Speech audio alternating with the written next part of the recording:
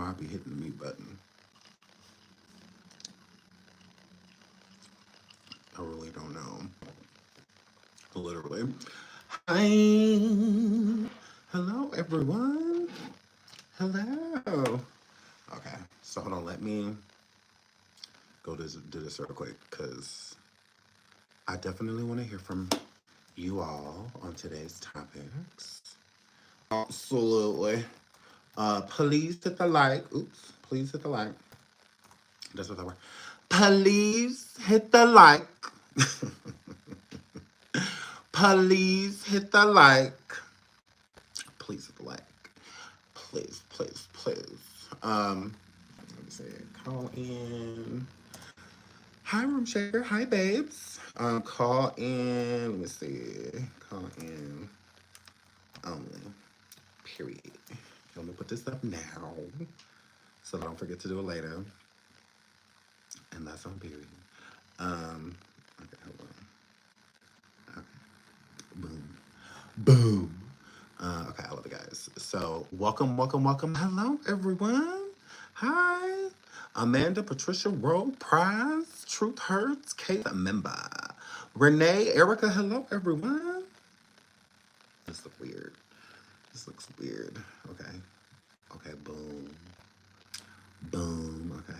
Let me put the link, because y'all gonna want that. You know. You know. On my community, just like we did yesterday. Oh, is the other one still up? It probably is. Let me go delete that one, because I'm pretty sure that's still up. Hello, everyone. Good morning, good afternoon, wherever you are. Please hit the like. Please hit the like. Please hit the like. Okay. Now the title of the show, what is it? Oh yeah. So Tasha K, Flame Monroe, y'all know I love Flame Monroe, and Tasha K loves too. And Cherry Boom, they done got into it, y'all, which is hilarious. So we're gonna talk about that, and we're also gonna talk about NaZiyah Harris. Okay. We're gonna talk about NaZiyah Harris. Gross. We're gonna talk about NaZiyah Harris and Shannon Harris. Ugh. And the next arrest, and I'm going to tell you why I think that Shannon Harris is going to get arrested. Absolutely, we're going to talk about that. And I also want y'all thoughts. I want y'all thoughts. Do y'all think she's going to get arrested? Who else you think should be arrested besides Shannon Manning? Okay, hold on, let me paste. Boom. Okay, now the new link is on the community wall. Okay, please hit the like, please hit the like, please hit the like. So yeah, so we're gonna talk about that too. Absolutely, but we're gonna start off with this whole Cherry Boom situation. Now, Flame Monroe, I believe, was on. Who was that? Don Lemon? I think Don Lemon. And there was a conversation that we're having, and I'm assuming that Cherry the Boom was insinuated in the conversation, and I guess Cherry the Boom did not like what was insinuated. So, Cherry the Boom, if you don't know who Cherry the Boom is, neither do I.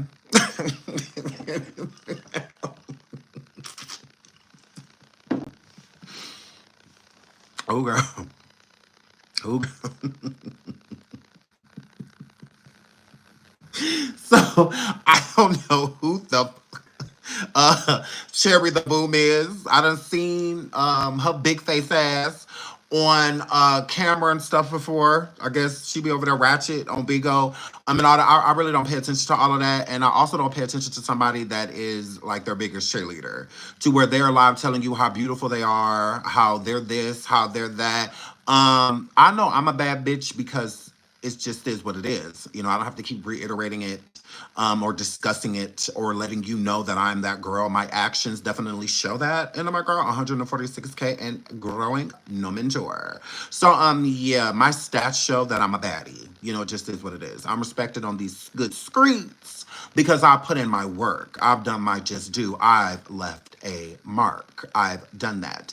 And not hooping, hollering, and arguing and trade this and trade that. All of that is gross and very so much yesteryear. So Cherry Boom, again, don't really know who Cherry Boom is, and I really don't care to get to know Cherry Boom because I don't see any substance. If I'm going to follow Cherry Boom, why? I don't wear makeup. I'm not trans. I don't sleep with trade. I don't want to sleep with trade. I'm not popular off of my body count. I don't tell sex stories and old flame stories and old encounter stories when I was a hoe. I used to be a hoe, still is. Type of situation. Like, yeah, I can't get down with that. I literally cannot. And our girl. So if you can, good for you. But I'll pass. There's nothing about Cherry Boom that interests me. Moving right along. So, yeah, and Flame Monroe, I adore. I think Flame Monroe is so funny. I think Flame Monroe is extremely talented. I think Flame Monroe is beautiful with or without the drag or however Flame identifies. I just love Flame. I think Flame is incredible. Like, and Flame has left a mark.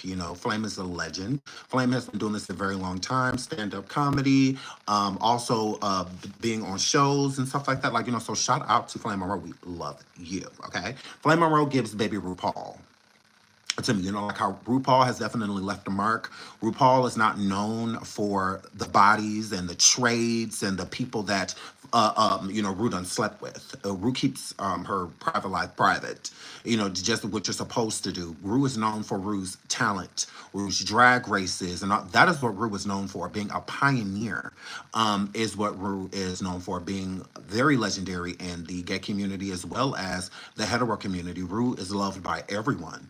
Straight men, straight women, gay women, just everybody loved them some Ru. So yeah, so shout out to Ru, and also shout out to T.S. Madison, because T.S. Madison has done the same thing to me, like paved the way, pioneered in ways to where trans girls can look up to her and aspire to be in movies and on TV shows and all of that good stuff. Instead of just body counts or sleeping with trades or prostituting until you get enough money to change certain things about your body that makes you passing, whatever that means.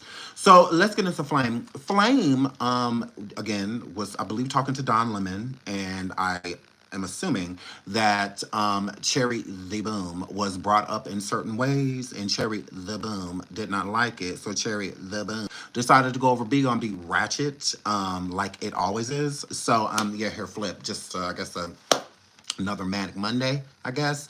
So that's just what that word. And Flame decided to come forward and, fry Cherry the Boom for the accusations and stuff that, you know, she had said, I guess, on Bigo, and Flame had caught wind of that. So, yeah, it just is what it is. Shout out to TT Glam Shop says, when your border rants are entertaining, but she's a colorist and downright nasty as yeah, I could see that. I've heard and saw, little snippets. So it's like I just wasn't impressed. So I'm not interested. T.S. Madison is actually funny. T.S. Madison covers content, and stuff like that. So I get with that. I can get that with T.S. Madison. But a bitch that's always arguing with somebody or, all with their nose in the air like they're better than people, like that's weird to me. Moving right along. So Flame decided to respond to the Bigo that Cherry the Boom had decided to do. Now, how Tasha K got pulled in this, I don't exactly know. Besides that, Tasha K did share Flame Monroe frying Cherry the Boom. So I assume that that's the reason why Tasha got put into it, because Tasha didn't even say nothing. I'm like, why are you coming at Tasha? So Cherry the Boom decides to also try to fry Tasha and say that Tasha's like an unfit mother and all of this stuff, says that she don't know who Tasha is. But as far as she knows, she listens to T.S. Madison, and T.S. Madison said that Tasha K was an unfit mother and stuff like that. So she definitely came for those things, the motherhood, all that good stuff. So we're gonna talk about that as well. So it was Cherry. I never heard of it. I'll show you. That's why I like to show you on the screen so we can put a face to the name. We're gonna start with Flame Monroe. And shout out to Flame Monroe. I love Flame Monroe. And get over there and subscribe. Flame Monroe does have a channel over here on YouTube. So yes, shout out to Flame, who Stormisha took the identity of. So yeah, Stormisha Monroe, Flame Monroe. Flame Monroe has been out since the 90s, like the 90s. Like, oh wow. So shout out to Flame for being so innovative, because I mean, you even got the beige girls, the girls with no necks, out here stealing from you, girl. Very innovative. So let's get into Flame. We'll start with Flame and what Flame had to say about Cherry D Boom. That is Cherry D Boom. Okay. Here we go. Flame Monroe drags Cherry the Boom. Shout out to Tasha K. Calls her a serial apist. Okay, now I don't know nothing about that, but Flame is gonna let y'all know that allegedly Cherry the Doom is what he calls it. And I'm like, yeah, that's I guess, girl. Also says that she outed a man's house in Virginia status. House in Virginia. And questions if her own uncle was up at her. Ooh, girl, what in the Annette Harris, Shannon Harris is going on here? Good morning. Hi. Comedian Flame Monroe. Sure I'm going is. to make this really brief. I have a table read in a minute. This is back at you to Cherry the Doomed, the trans woman who made a whole content video on Beagle about me because no, her name was never mentioned by me or by the interviewer, Mr. Don Lemon. But you took it upon yourself to take to your live and just go after me for whatever the reason may be. Now, so again, I didn't hear the Flame interview with Don Lemon, but I'm assuming that Cherry the Doomed was mentioned in some way, shape, or form. So let's keep listening. When I tell you, I'm not upset with you. I don't know you. I don't care about you. Right. Apparently, you don't care about yourself. Mm-hmm. Because here's the thing. With all that you said about me, let me tell you what you said. All what I am. I'm washed up. I'm old. I take all of that. But what I am not, and what I will never be, is a rapist. Oh Lord! Change your name from Cherry to Cereal, because you're a cereal. You are a cereal rapist. Wow. We on accusation number 5, 6, or 7, because I'm old. I can't remember my number. Right. Like I should, because I'm seasoned. Ooh. Cherry, you out here taking it, girl. You out here taking it, girl. You ain't asking no more. You ain't asking no more, girl. With all your young skin and you get...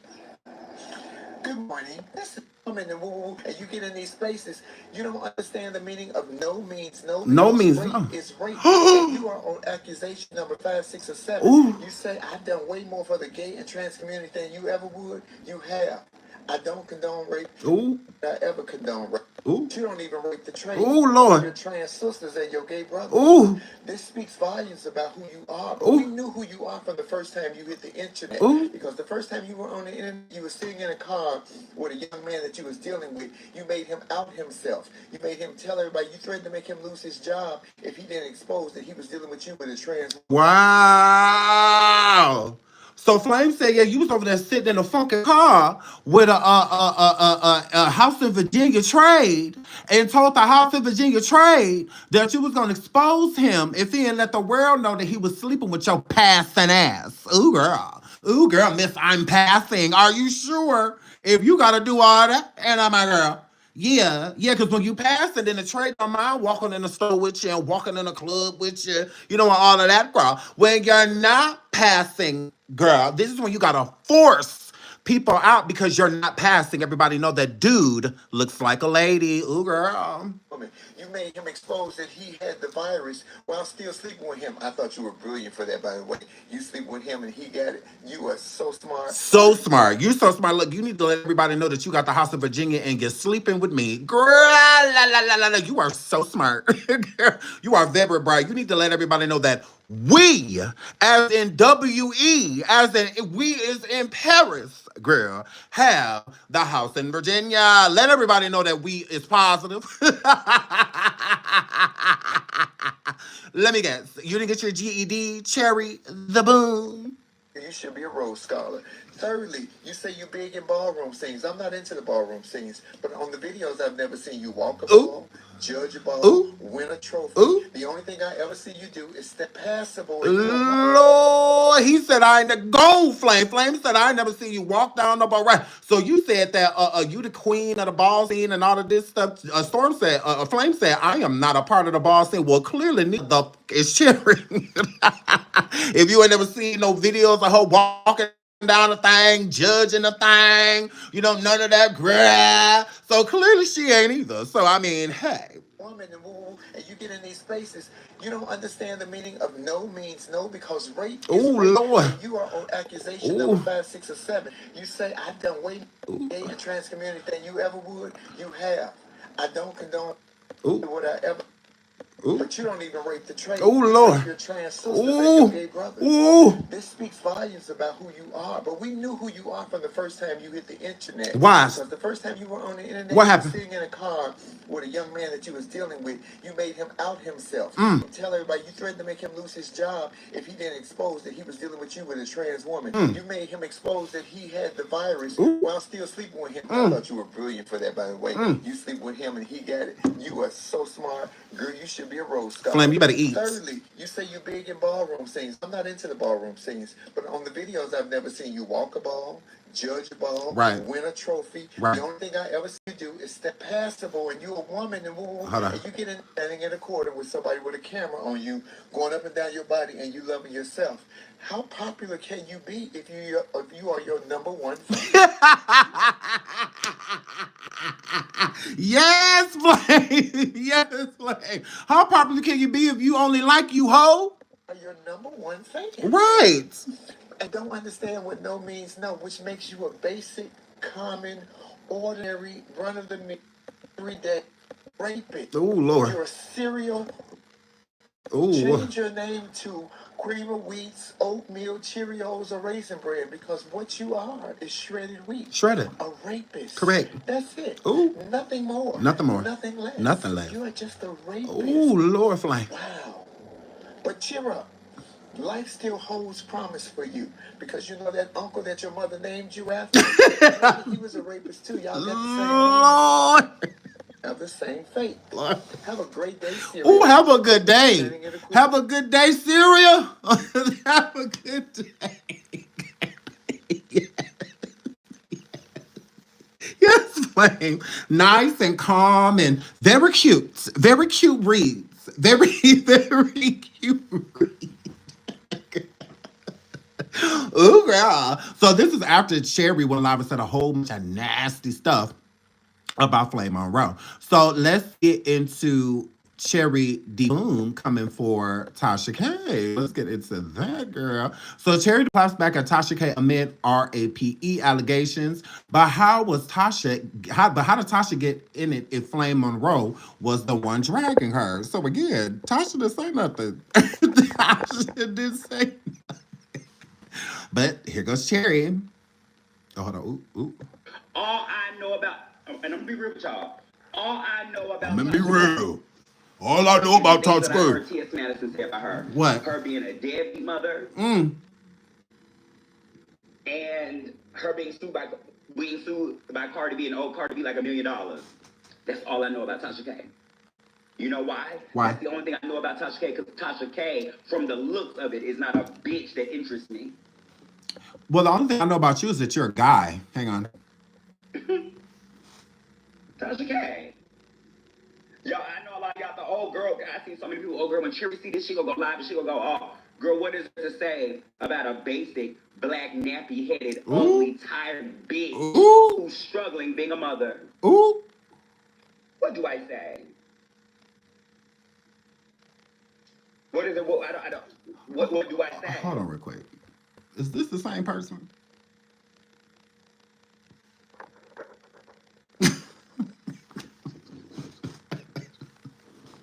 Is this who talking shit to us right now?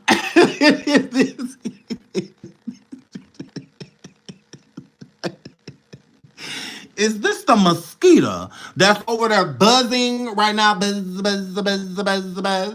Is this Miss Passing? Wait a minute. Is this whoever that's talking shit right now? I am a boy Damon. Is hello, Miss Take It From You? No means no. So hello. I'm just checking. Is this who over there talking about parenting and all of that? Ooh girl. Ooh girl. Ooh girl. Is this okay? Okay, I was just checking. Hang on. Let's keep listening. Nothing about Tasha. That's why your voice so deep. Okay. All I know about Tasha is the things that I've heard T.S. Madison say about her. Her being a deadbeat mother, and her being sued by Cardi B and old Cardi B like $1 million. That's all I know about Tasha K. So you know. You know why? That's the only thing I know about Tasha K, because Tasha K, from the looks of it, is not a bitch that interests me. Okay. Tasha K. Y'all, I know a lot of y'all thought, oh, girl, I see so many people, oh, girl, when Cherry see this, she gonna go live and she gonna go off. Girl, what is there to say about a basic... You're literally doing that right now. Okay. Black, nappy-headed, ugly, tired bitch who's struggling being a mother. Ooh, struggling being a mother like yours. Look at here, Giovanni. Look at here, Giovanni.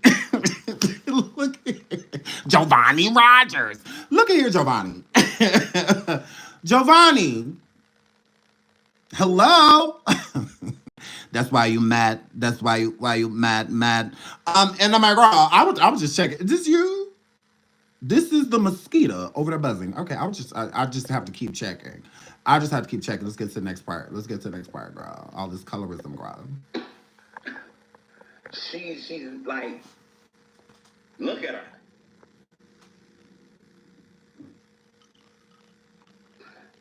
Sorry, you guys, I don't even, they say go in on them. Androgynous sister, go, like, I don't even have nothing to go in on. She is the go in, look at her. She is no different from these bomb-ass black bitches on this motherfucking app who sit around and discuss everybody's motherfucking business. She just has a lot of followers. Like, she's like, look at her. What does that mean? Followers. She's miserable. She's ugly. She's unfit. Ooh. She's nasty. Ooh. She's miserable. Ooh. Did I say ugly? No. She's pressed. She's mad. And she don't like the LGBT community.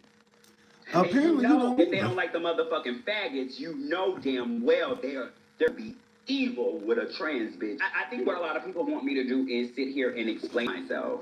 People want me to sit here and debate whether, what was said in the video that I'm a rapist. Bitch, if I was a rapist, I'd be in jail. Followers. She's miserable. She's ugly. She's unfit. She's nasty. She's miserable. Did I say ugly? She's pressed. She's mad. And she don't like the LGBT community. And you know if they don't like the motherfucker, know damn well they're gonna be evil with a trans bitch. I think what a lot of people want me to do is sit here and explain myself. People want me to sit here and debate whether, what was said in the video that I'm a rapist. Bitch, if I was a rapist, in jail. Not necessarily. You got to get caught first. Not necessarily. You got to get caught first. Again, so that's the gist of what's going on with that situation. Now, how Tasha got into it, I don't know. Besides Tasha just posting these things online, that what Flame said, whatnot. I don't understand how Tasha got in it. So Cherry Boom sings, and she's saying again, I definitely want to hear y'all thoughts. The link is on the community wall. If y'all want to come up and talk about it, I'm going to open up the conversation after we talk about NaZiyah. I'm going to open up this. Well, it's already open, but if you want to hit the link, talk, call in and basically, talk and let us know your feelings. I would love to hear from you. So here's the thing. Please hit the like, please hit the like, please hit the like. I don't have any disdain or any distaste or anything like that for the trans community. But when it comes to people like Cherry, they're very annoying. Extremely annoying, to where you bring the argument. It's like y'all always worried about what heterosexual people do and what heterosexual people think. It's very annoying when you have your own issues within your own community. And that's the first thing y'all want to say about people like, oh, well, they don't like the gay community anyway. If they're going to do this, you're saying it as a trans person. So as someone that's trans, if you can have enough respect for the gay community yourself to not say those words or reiterate a negative rhetoric, then why do people have to do that for y'all? I really do not get it. What is to respect about a Cherry the Boom? Bitch, you're basic. whenever you get through and you're trying to say Tasha's basic, what's basic about her? Like you said, she has a lot of followers. You don't. For her to be ugly, I guess ugly is on the list now. I guess ugly's in because for you to be so beautiful, ain't nobody packing in those seats how Tasha packing in those seats compared to you. The fuck are you? You just sit around all day, basic, talking about people, swearing that you're beautiful. You, like Flame said, are your biggest fan. And that's very so much pathetic. You're bringing T.S. Madison into by saying, like, all I know about Tasha is what T.S. Madison said. T.S. Madison and Tasha have history. They've been at each other's throat. They've at least met each other, been to each other's. Well, Tasha went to T.S.'s home, and whatnot back in the day when she interviewed and whatnot. So I mean, like, but they have a history. You don't have one with her, and you're not doing your research. Like your bobblehead ass said, all I know about Tasha Gay is that she owes Cardi B $1 million. Try 4. Let's start there, and then on top of that, if you don't even know how much money she owed Cardi B, then why would you figure that she is an unfit mother? What do you know about that? And then again, you're trans. You, as a trans woman, talking about motherhood should be the last thing you're talking about when you can do that, even if you felt like it. You can do it if you wanted to. Yeah, those traits can end you, but that's where it starts, stops, and ends, sweetie. A lot of you trans girls want to be mothers. It's just not an option. So since it's not, y'all want to rag down on it and talk about hetero women that have children. And I'm not saying cis women or anything like that because, again, I'm not taking a birthright away from somebody because y'all feel some type of way about birth. That ain't got nothing to do with me. It has everything to do with you and God. Again, how are you coming at a natural born woman? Yeah, now I'll say that.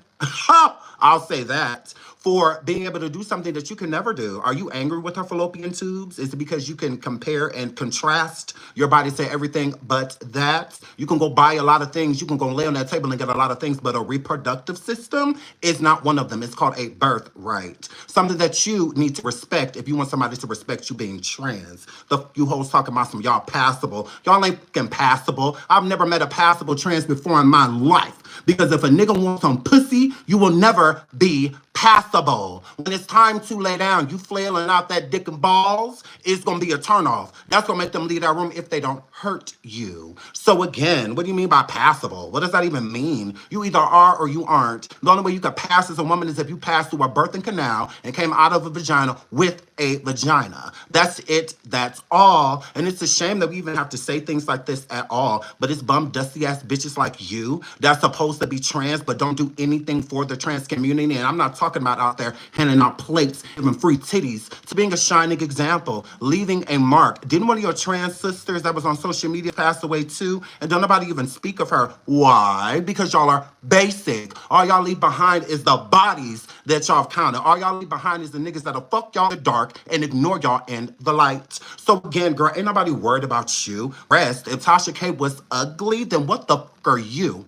Imagine you telling somebody that came out with the clitoris and pushed children out of her clitoris that she isn't unfit. Then what the fuck was your mom? Bitch, you don't even know who you are. Is that your fault or your mom's? So again, girl, please, let's not talk about mamas because clearly yours didn't do such a good job, girl. Bye. Because you talk about everybody but them. Imagine, do your family not approve? Can you not bring one of those good traits that you swear that you have, girl, because you're the baddest of the baddest of the baddest, but you in a car making a dude with HIV say that you have it too, because that's what he's saying that he have it, because weren't you currently sleeping with him? Girl, you're basic, and you're going to stay that way. You need to put some respect on people like Flame Monroe's name, because they're actually leaving a mark, not bodies. And you're pressed. And you're gonna stay that way. You bigo trash. That is all you are. It's bitches like you that make it hard for real women out here like me. Yeah, because if you can say that you're one, why can't I? Y'all passable. Passable how? Basically, if I put on a wig, shave my beard, and put on some makeup, I could go get a tray too, right? Because ain't that what you doing? Yeah, ain't that what you doing? Girl, please. You out of your rabbit just because you got some water balloons on your chest. And I'm a girl, trying your hardest every day, all day to imitate something that you would never be, but you have an issue with it. An issue with what? An issue that Tasha K can walk around and say, if I want to have a baby, I can have a baby. An issue with Tasha K saying, if I want to steal your nigga, I can steal your nigga. Because, girl, she can. Again, you look like you're supposed to look. Tasha's what it is. Absolutely. She woke up like this. You flew here. Yeah, she grew here. It's a difference. And I'm my girl. Yeah, she's been a woman her entire life. So the audacity for a hoe that just stepped in, what, 7, 8 years ago, a hoe that just got titties, what, the other day, making someone that had them their entire life feel some type of way. Girl, bye. That's why we don't respect the trans community, because y'all don't. Make me respect you. How the hell y'all want hetero people to respect y'all, but y'all sit there and tear each other down all day long? Y'all in the trans community rip each other apart. It's no different than the gay community and the hetero community too. Hetero women rip each other down every day. Gay dudes rip each other down every day. Lesbian girls rip each other down every day. Trans girls rip each other down every day. Get with that before you worried about what a hetero person got to say about you. Stop worried about the girls that you could never be. That's so weird, girl. Imagine having a dick and balls comparing yourself to someone that doesn't. What is there to compare? Even if you get it chopped off, it's still not the same. Trust me, I know. I done had both, and I would prefer the real thing. It's not my fault in the gay community that we would rather lay down with a woman than lay down with somebody that's portraying to be one. I'm good. If you gonna have braids, if you gonna have nails, if you gonna have on makeup, you gonna do all of that. A coochie must be attached, and I'm talking from birth, not man-made, not recycled, not your booty skin on top of your coochie now. All that, we ain't got time for none of that. I'm not eating nothing that ain't no clitoris, and it's just that simple. But unfortunately, trans girls have an issue with that. Why are you pressed that you have on a wig and nails, and I don't want to suck your dick? Like, what's the issue? I don't. I would prefer the real thing. Why not? And the real thing, the birthing type of situation. Absolutely. If you gonna have that, it need to be afraid that you can get pregnant while we sleeping together. If there's no fear of you getting pregnant, you ain't gotta worry about me being on top of you, and that's an issue, then let it be. Again, girl, you don't run nothing but that dick sucking ass mouth over there, sweetie. Because come to Tasha Gay, girl, you could never be. You couldn't. It's unfortunate, but again, it's your life. Like Flame said, have a good day. Because that's the only thing you have to look forward to. That's it. That's all. So again, worry about the neutral bathrooms. Worry about Trump trying to take a license. Worry about Trump trying to make you go back to the name Giovanni Ho instead of worried about Tasha and her kids. Ain't nothing gonna change with them. Trump say change your name back. What's she gonna change it back to? Yeah, she was born like this, and you're pressed, girl. Bye. Imagine having your name Cherry Boom and you ain't had a cherry since you were single digits. Girl, please. Imagine saying you have a cherry when you don't. Tasha had a cherry and it got popped. She had children. Yeah, you've never had one of those. It's a shame. You should have named yourself Menstrual. You should have named yourself Period, because you'll never have one of those either. You got your goddamn nerve. Bye. Walking around with a purse with what inside of it? What's in it? Ugh, a phone. You're pressed. That's it, sweetie. So yeah, we really don't care. You're very basic, and again, worry about what's going on in your community instead of worrying about what's going on with Tasha, because Tasha didn't say nothing to you. So imagine you talking about passable where in a gay club? Like what are you talking about? What's the issue? And then as soon as somebody says something about y'all, they transphobic. No. A phobia is being afraid of something without it even being there, right? Having an issue with it, just arachnophobia. It just, speaking of a spider, is enough to make a person that has that afraid or looking around or itching, and whatnot. If a spider comes in, I have arachnophobia, so I don't have an issue with spiders, but if I seen one, I'm going to try to kill it, and whatnot. That's just what that were. So yeah. So where's the transphobia when it comes to Tasha? I really don't get that. Where's the transphobia when it comes to the gay community and Tasha? No, not at all. That's just who is common for her to argue with. That's it. Because if she hated the gay community, she would hate everybody in it. Not just some people. You don't pick and choose. No, when you a phobia, when you don't want anything to do with it, you don't want anything to do with it at all. Not if you're like this, then it's okay. Like, ain't no stipulations, no criteria that's gonna let you have them cross that threshold when you have a phobia. Again, stop being so worried about what hetero people think, because you want their approval. The majority of you trans girls want the approval of women. You're never gonna get it. Why? Because you're trying to imitate them. That's weird. Like, that's weird. That's why I love studs, because studs don't care. Studs don't care about how men feel about them and what they look like, and they don't care. You trans girls, a lot of y'all be so worried about what hetero women think, and worried about passing, and worried about trying to sleep with the same men that they sleep with and stuff like that is weird. Why would I co-sign a hoe that's trying to step on my toes from plumbing? Why would I co-sign that? Like, it's nothing for me to co-sign. Just do you. Just be you. That's fine. But stop trying to compare yourself to me because there is no comparison. Then there it would be. That's it. That's all. That's it. And then when y'all have an issue with hetero people, trans, a lot of you trans girls, when y'all have an issue with hetero people, y'all feel like y'all can say whatever y'all want about them and them being born natural women. Y'all say what y'all want and about their attributes, them what they look like, calling them a nappy-headed black, all of that. That's fine. Saying that they're unfit parents, all of that stuff is cool. But then as soon as they say something about you, that's obvious, like you have a dick, it's a problem. It's an issue. They're transphobic. Why? What does that make you? Doesn't it not make you a colorist sitting here calling her a black this, black that, the nappy head, like, what does that make you? Ugh. Hello? What does that make you? But that's cool. It's cool. You can speak underneath her clothes. You can speak on her children. That's fine. That's fine. But Tasha better not say nothing about you being trans. Nothing about you being a nigga. You gotta hold that in. Why? For what? You don't have to hold in her being a nappy, a black-headed bitch. You don't have to hold that in. So why she gotta hold in that you start a kickstand in between your goddamn legs that you can stand up to be? What is the issue? That you better not bring your ass in this women's bathroom while I'm in here. Wait till I'm done. Girl, bye. But they have to hold all of that in because y'all nipped and tucked, duct taped, and all of that. What? They gotta hold it in though. Don't you say nothing, Tasha. About why? Why not? Hello?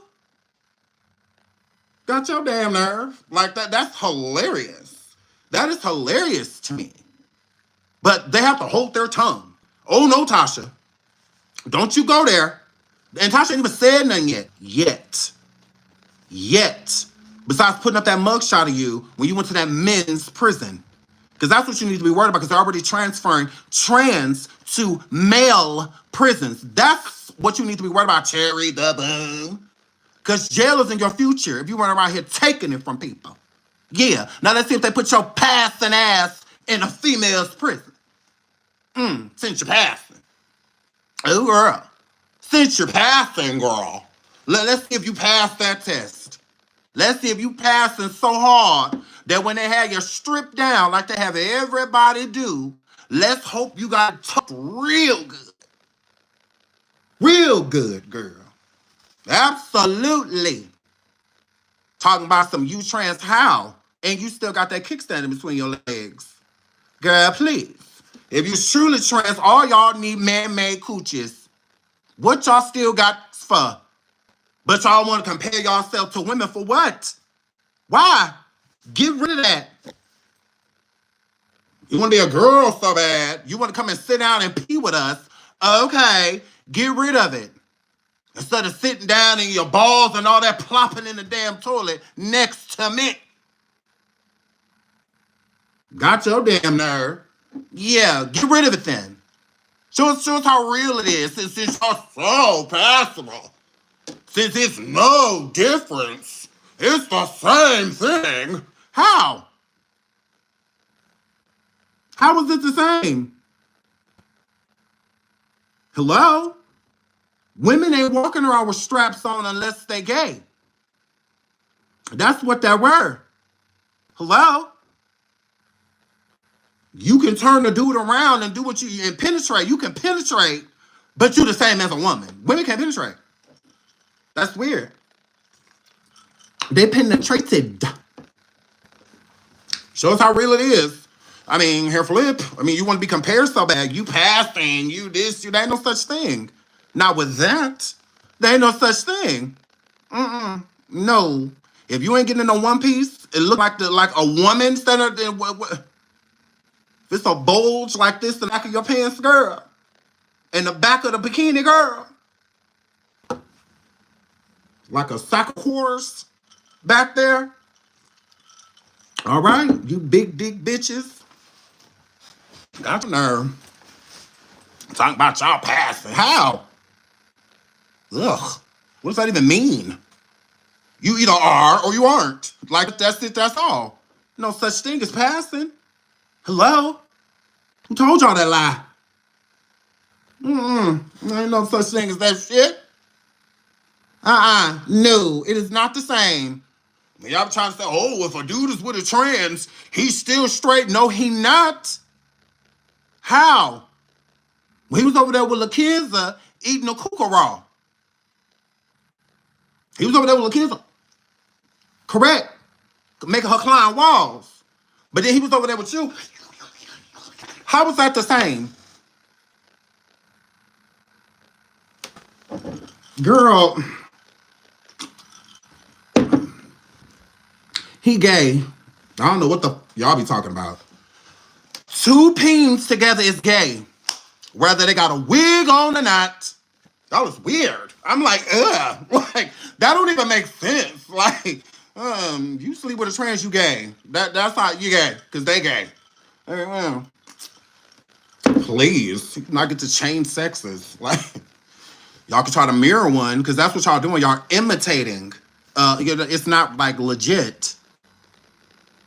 Please. Imagine trying to tell people that have been through being a woman their entire life who they are and what they look like, and bitch, you just got here. Or you don't even go here. Hello? You don't even go here. What are you talking about? Yeah. But y'all think this since y'all done been one for 3 years. Oh, she's ugly. Oh, she's dusty. Oh, she's this. Oh, she's that. And you a fucking man about it. And you a nigga.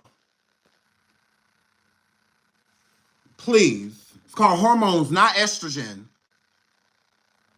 Nah. In your press. Not an ovary in sight.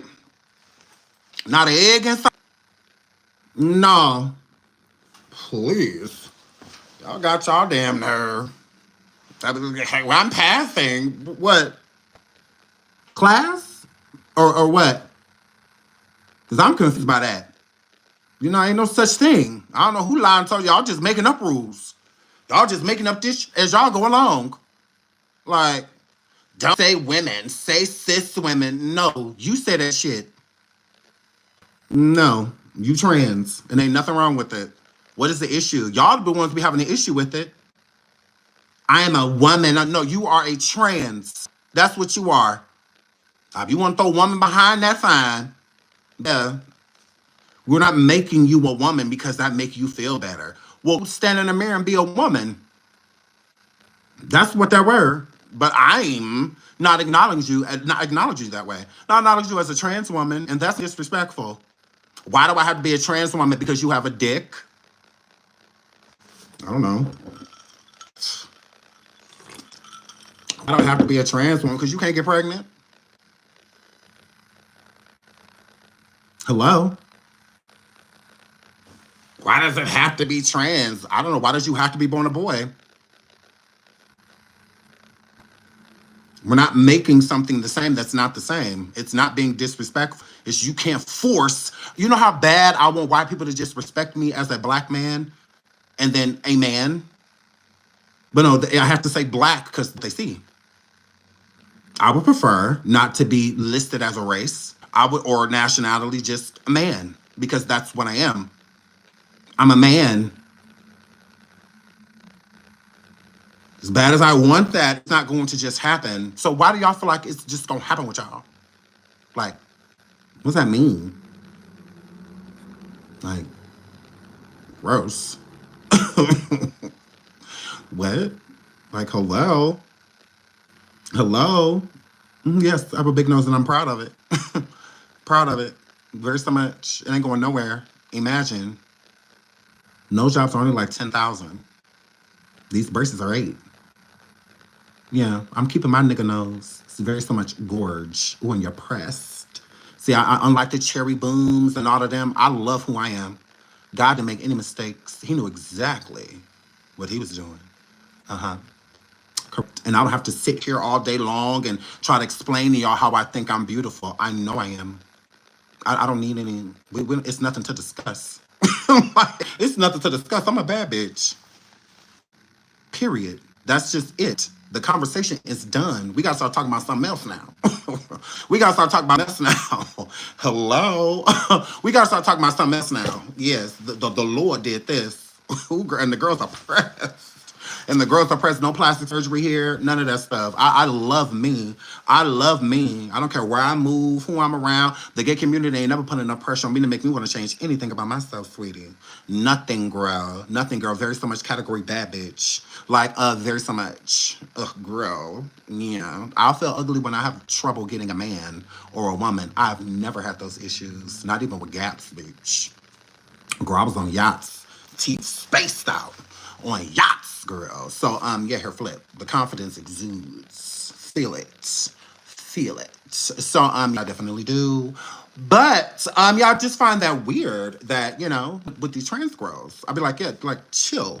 That's why I respect the ones that respect being trans. Okay? I can respect those trans women. 100%. 100%. I can respect them, love on them, all of that. The ones that love being trans, that love their community, that embraces their community, that I can get down with. But I can't get down with the girls that's always having a conversation or getting into it with hetero girls. Like, that's not even your lane, because those will be the first ones to put other trans girls down. You have these trans bullies that be on Bigo and other places that be dismantling the other trans girls, like the new ones coming in. Because Cherry Boom's up here talking about some Flame Monroe is old. So are you. If Flame's old, you have to be. There's a whole new generation of beautiful trans girls that's doing a thing, and they're not live forcing people to say that they have the House of Virginia while sleeping with them. You know, but you're basic. Like, you're long overdue. Like, what are you talking about? Like, ugh. That's why you're still over there on Bigo, because that's the only place you can technically cut it. In the ghetto. In the hood, because that's where you be. So it's just like, girl, you're old news. What are you talking about? Yeah, you'll leave this earth and life will move completely on. Yeah, absolutely. They'll talk about it maybe a good 16 hours. Certain people, and mainly your ops, and then everybody will move on. Life will move completely on. You know, God forbid anything happened to T.S. Madison, everybody would be discussing that. It would be horrible. We would all be sad. You know, it will be a movement. God forbid, you know, if anything happened to her. But T.S. Madison has left a mark, so she will not be forgotten. You will. Girl, please, slut. You will be forgotten. Yeah. We don't uplift whore content, you know, so it's just like, please, you better go sit down somewhere you can smut. You better go sit down somewhere, go bye. God forbid anything happens to Flame Monroe, but Flame has left a mark. Shout out to Sunky Angel. That's my girl. I love Sunky Angel, a trans woman, a real trans woman. Shout out to her. You know, so it's like, girl, like, we would be sad. We would be horrified, you know, if anything happened to Sunky, because we love her. And she's a shining example. She's someone to look up to, you know, and whatnot. Her music and dancing and being an entertainer, all of that. It's just a way too back, man. Tasha. I've been going, what? What are you talking about? Me and Tasha are great. Like, what are you talking about? Like, ugh. Listen, Red Ball. Please. So I hate stupid questions because then you get a stupid answer. But yes, so you know, it's people like that I can get down with. You know, I can get down with the Sunkies and people like that. And again, Flame Monroe, T.S. Man, people like that, they've left a mark. They've left things behind to where people will embrace and follow and be inspired by. You know, when it comes to Cherry the Boom, what mark you leaving, whore? What mark you leaving, skank? How to be a trans thought? Because that's all you leaving behind. A bunch of drama, chaos, confusion, low vibration. That's why y'all easily forgotten. Yeah. Kevin Samuels, same thing. He was very low vibrational. He was more so known for being an evil person. That's why he was easily forgotten quickly. People moved right on. He passed using them poppers and stuff over there with that young girl, and we moved right on. We moved right on. We weren't over here sitting in the ghetto thinking about. We weren't doing none of that. The majority of people that was going alive were like, good, glad he dead. You know, like, how to die on top of me. People move right on.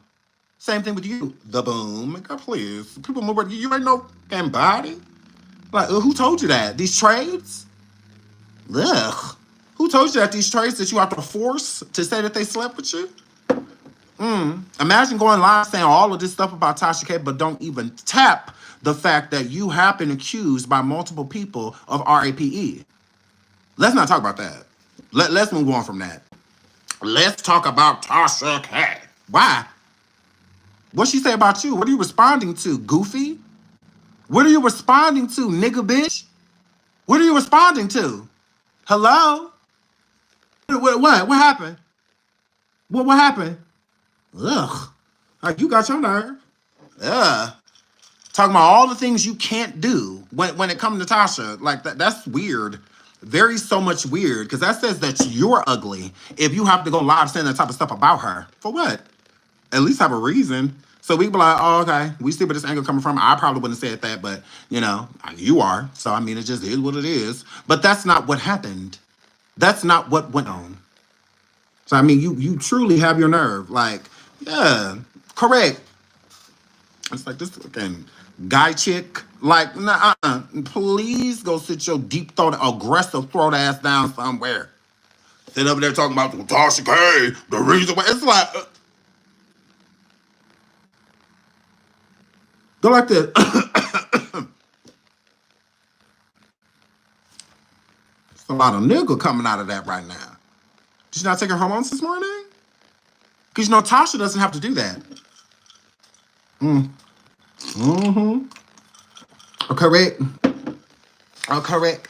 Tasha don't have to do that. No. I don't have to take hormones.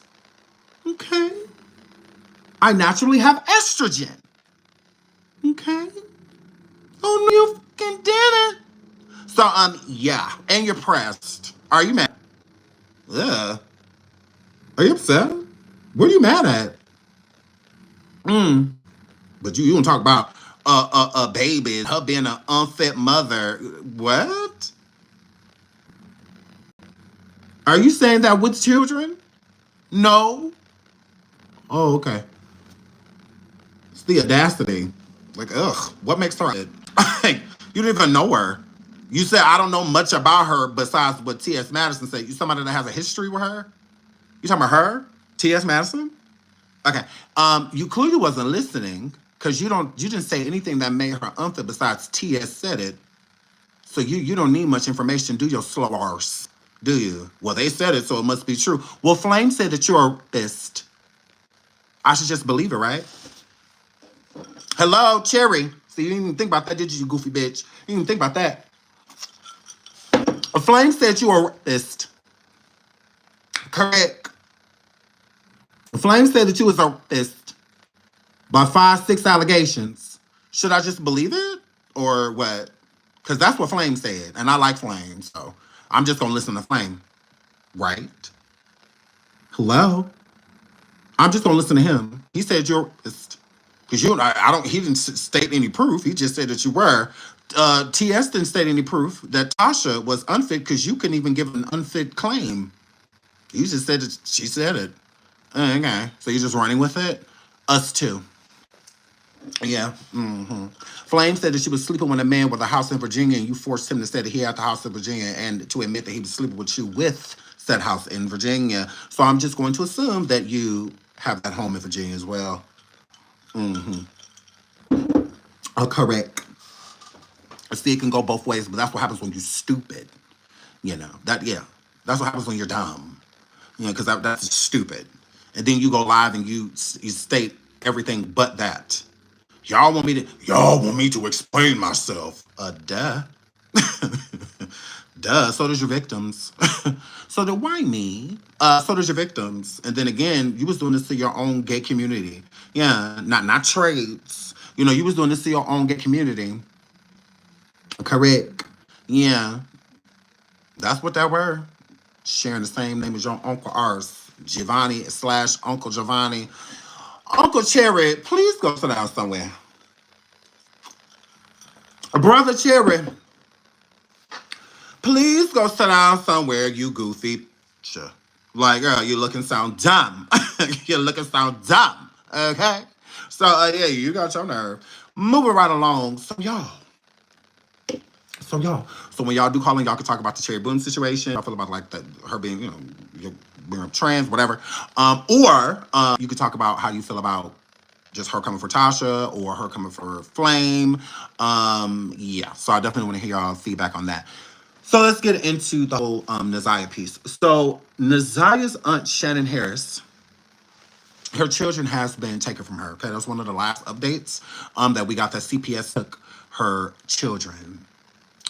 I believe that Jarvis, okay, is not going to say anything as of yet because he would have said it already. Is how I feel.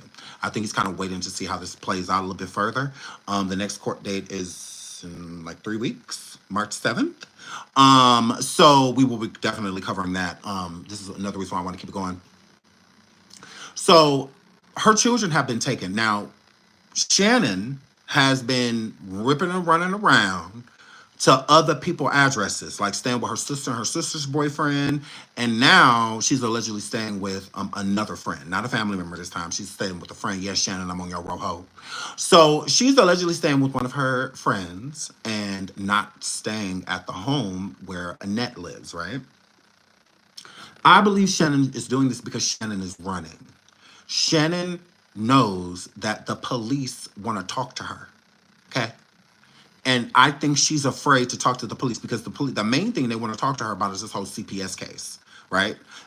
When certain things happen in the home and the children are removed by CPS, usually if it's something illegal or violent or sexual or anything like that, the police get involved and they at least have to get a statement or make a report about what happened. And if you're listed as one of the people that know or was around, then they come and question, if nothing else. So I think that Shannon is afraid of speaking to the police because she don't necessarily know what about. I think she thinks that this could open up a whole nother can of worms. So she's been ducking low and contacting just CPS through the phone.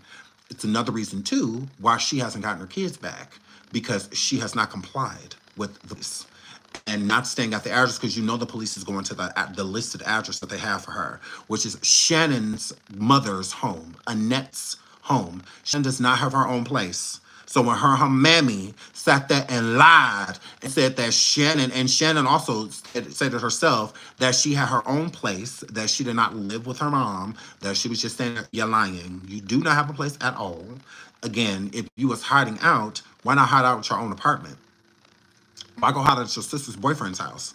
Why go do that if don't no one know where, because it's not listed. So if she does have an apartment that we don't know about, it's not listed anywhere. So I don't know if she lived there under the radar or paying rent under the door. I don't know. But she don't have a place. The address that she did give, girl, I hollered. It was the same motel that Jarvis allegedly stayed at the night NaZiyah went missing. So that's not a place though. She had, I guess, a room that she was renting for like a month. So at some hotels they'll let you rent a hotel for a month, or room for a month, or they'll let you do it, each month to month, and whatnot, and you can, that's where the address led to, that motel. Same place Jarvis took NaZiyah to. That's not an apartment. So I'm like, okay, you're lying. You didn't have a place. You were staying at a rundown motel. So when she was lying, saying, I don't live with my mom, I have my own place. And when Annette said that Shannon had her own place too, that is a lie. That is a lie. She didn't have a place. She was staying at that motel where her and Jarvis and her sister boyfriend, all them used to link up at and sleep with each other, trade twins and all. Correct. Absolutely. Because Shannon done slept with Keita, her man, the man that she with right now. They done slept together. So he slept with both of them. That's why he don't like. Another reason why he probably don't like Shannon. But yeah, he slept with them both. Now I'm assuming Jarvis did too. I'm assuming Jarvis slept with Annette. Well, her too. But Shannon and Marquetta. So yes, all they do is lie. But yes, Yes, that they slept with each other's mans. I do believe that as well. I don't know if it's just out of boredom or what. I don't know, but that's gross. Actually, you can't climb out of my sister and climb into me. That is just ill. Like that is just so ill. But if she was letting Jarvis do it to her own niece, then come on, you know. If she was letting him do it to her own niece, please hit the like. Please hit the like. Over 900 people in the building, 406 likes. Thanks to everybody that has double tapped the screen and hit the like button. I really appreciate it. So she was letting Jarvis sleep with her own niece. Then why would, it's not a big stretch for him to sleep with her sister. Like, that's crazy.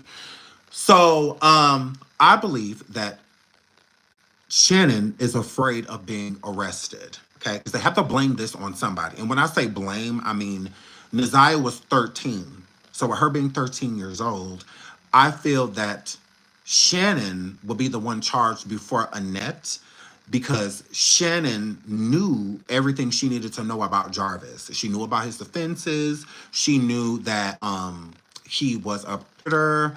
She knew everything she needed to know about him. And also, it's that new information when she was talking to Roxy and told Roxy that her and NaZiyah were pregnant at the same time, because they were. So, with that being said, they're going to place that blame onto Shannon, because NaZiyah was only 13. So, a guardian is who they're going to look to when these type of things is going on. Annette has stated many times that Jarvis only came in the house at certain times, would pretty much just use the restroom. Other than that, Shannon would go outside and meet him, and they would have conversations outside. And whatnot, he wasn't coming into the home like that, which is a lie. That's not true. He was coming into the home, and all of that stuff, and that's been proven to be a lie. But what they would have to prove is if the grandmother was aware, in order to charge her with anything. And I do think that there is proof that Annette was aware, and this is how.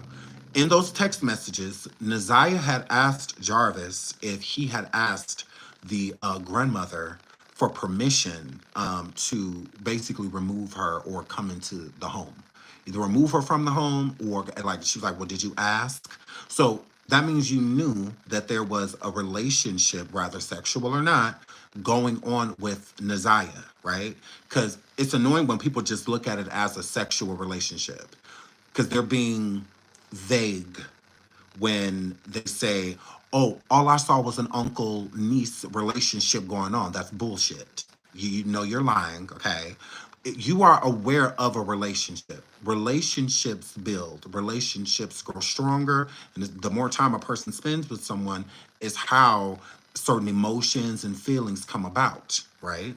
So if NaZiyah had this private relationship with Jarvis, being who he is and having the background that he has, it's a higher probability that this could grow into something else. So even if you don't know of the sexual activity, you still know that there is activity, which gives it a plausible, a pretty much guarantee that something is going to happen, that he's going to take her kindness for weakness in at some point and violate her. So why allow him to be alone with her at all, and then to try to make it seem as if you don't know of anything going on?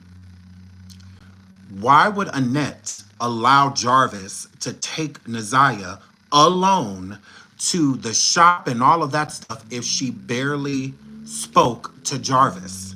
If they barely had a relationship, according to Annette and Shannon, that Jarvis barely came into the home. He would speak more to Shannon outside at the car. Like she would go outside and have a conversation with him outside.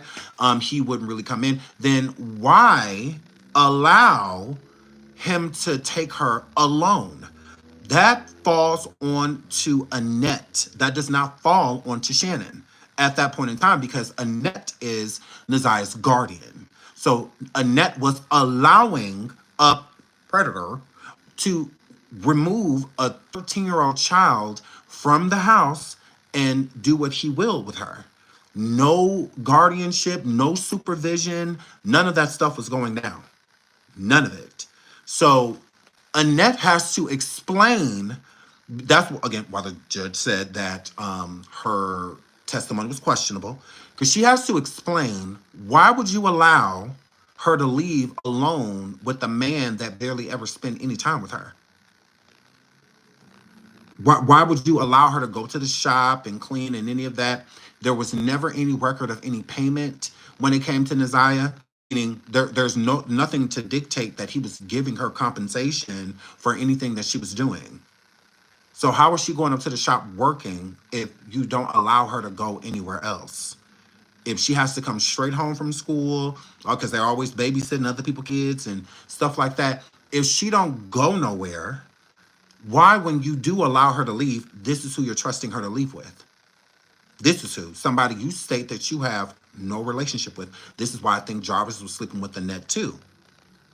This is why. Because how did Jarvis get that trust from Annette to remove the babysitter?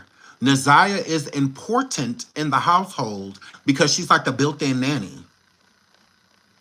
So NaZiyah leaving means somebody else has to take on her responsibility that she normally has. Now, her brother Naveer's already gone at this point. So with him already being gone, Navari or whatever, with him already being gone and him being a built-in babysitter, then the main responsibility fell onto NaZiyah, her being one of the older, ones in the home. So when NaZiyah leaves, who is fitting that bill that she has to fit when she's gone? Who's stepping up and being like, oh, okay, it's okay that you leave, although we're, usually making you babysit and cook and clean up after these churn and stuff again. So that means Annette allowed Jarvis to take NaZiyah because he had already had a built-in trust with her. Because you have to trust somebody in order to let them take any child out of your house. You got to trust him to be able to do so. With his record, and not just his record, because when the police speaks to Annette, I think, what's her name, Shannon, I think another big question that they're going to have, no different than NaZiyah, there was reports to CPS years prior about Jarvis.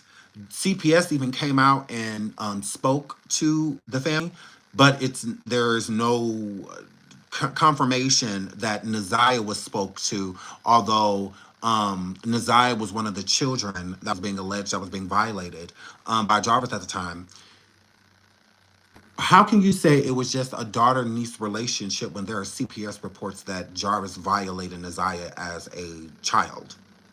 That NaZiyah and another girl at a birthday party, he basically inappropriately touched them to where their body parts were hurting by the end of the party. So he up there pretending like he pushing them down slides and stuff like that in the ball pit with them and all of that. And he actually touching these girls. And Zaya was one of the girls that was being touched. And it was reported. I believe that Annette and Shannon did not allow NaZiyah to speak to CPS because it was confirmed with the other young lady that had been violated by Jarvis that she spoke to CPS and her mother spoke to CPS, and they're both related to Annette and Shannon, NaZiyah and the other young lady. So again, they knew. I don't think they allowed NaZiyah to speak to CPS. I really don't. I think that CPS may have tried to make contact or made contact like with Annette, and Annette assured them that nothing was going on and nothing was wrong. So again, if NaZiyah was basically like 7 or 8, at the time it was something like that. I think NaZiyah was maybe like 7 or 8 years old, something like that. And this was happening to her then. How can Shannon and Annette get on that when it's documented that he was violating her at a very young age? They have text messages as early as her being 11 years old and being sexually explicit conversations that Jarvis was having with her. And allegedly around the time she was 7 or 8 years old, she and a cousin at this party were elated to Jarvis. And then there was multiple reports. So it wasn't just 1 or 2. No. It's like 5 reports on Jarvis. And not just with their family, with other families too. So y'all know what y'all need to know. Y'all know. You know exactly what you need to know. Does Shannon have an 18-year-old daughter? I'm assuming she does. I think, I don't know. I would have to look, but I think one of her kids are grown. Yeah, eternity up at least 5. So yeah, it's like you knew. So her going and speaking to the police, this isn't going to be a good conversation. And I think she's fearful of the information that they have gathered. And who knows what Jarvis has said since he's been in there. And King too. Because even Navari, NaZiyah's brother, stated that he feels like they should look into King. That they should, because he definitely, got a lot to say. He's more involved than leading on, and I think that that's just what Navari is hearing. Doesn't mean he has any proof of that. I think it's just people maybe in the neighborhood or in the family that think he had a lot more to do with this as well. I do think that I don't think Jarvis wanted to hurt NaZiyah. This is why I feel that Shannon was involved. I don't think that. I think that, yeah, absolutely, his hands are unclean. Right. But neither is Shannon and Annette's. They have the dirtiest hands of them all. Shannon nor Annette are looking for NaZiyah. Why are they not looking for her? If they think that she is alive, why are they not looking for her? I don't understand why they have not arrested Annette and Shannon yet. I don't know if they're just building their case, because I think with Shannon, I think they really are building their case. I think they're on to something when it comes to Shannon. I think that they don't have enough information when it comes to Annette, because I feel like Shannon and Annette's conversation have been more verbal than like on the phone or via text message. So without a paper trail, it's not much that they can do until they get like a confession, or something like that. But when it comes to Shannon, I think the breadcrumbs are getting deeper and deeper. And then in trials, there's times to where you have like surprise witnesses and stuff like that, or you just never know. So who knows what the police actually have or what prosecution actually have. But I do think that they are on Shannon's row, and I definitely think they want to arrest her. I think she would be the next person arrested. Shannon Harris, and she needs to be. She absolutely needs to be arrested right away, as soon as possible. Get while the getting is good. Get while the getting is good. Get up. Get up. Please hit the like. Please hit the like. Please hit the like. Now, the link is on my community. If y'all have any questions for me or want to give any commentary on the commentary that we've given today about the Flame Monroe, Cherry the Doom, and Tasha K, we'll talk about that. Or if you want to talk about Shannon Harris, Annette Harris, and the NaZiyah Harris case, I would love to hear y'all questions, or if y'all have any information for me to give to me, or something y'all think I should look into or see that I haven't seen. Okay. The link is on my community wall. You just exit out of here, hit SeanDavieWay, and hit community on the top tabs, and it's the first thing you see. So if y'all want to tap that and come and talk to me, you come and talk to me. Come talk to Sean. I'd love to hear from you guys. Absolutely do. Cherry the Doom, Cherry the Boom, Cherry the ooh.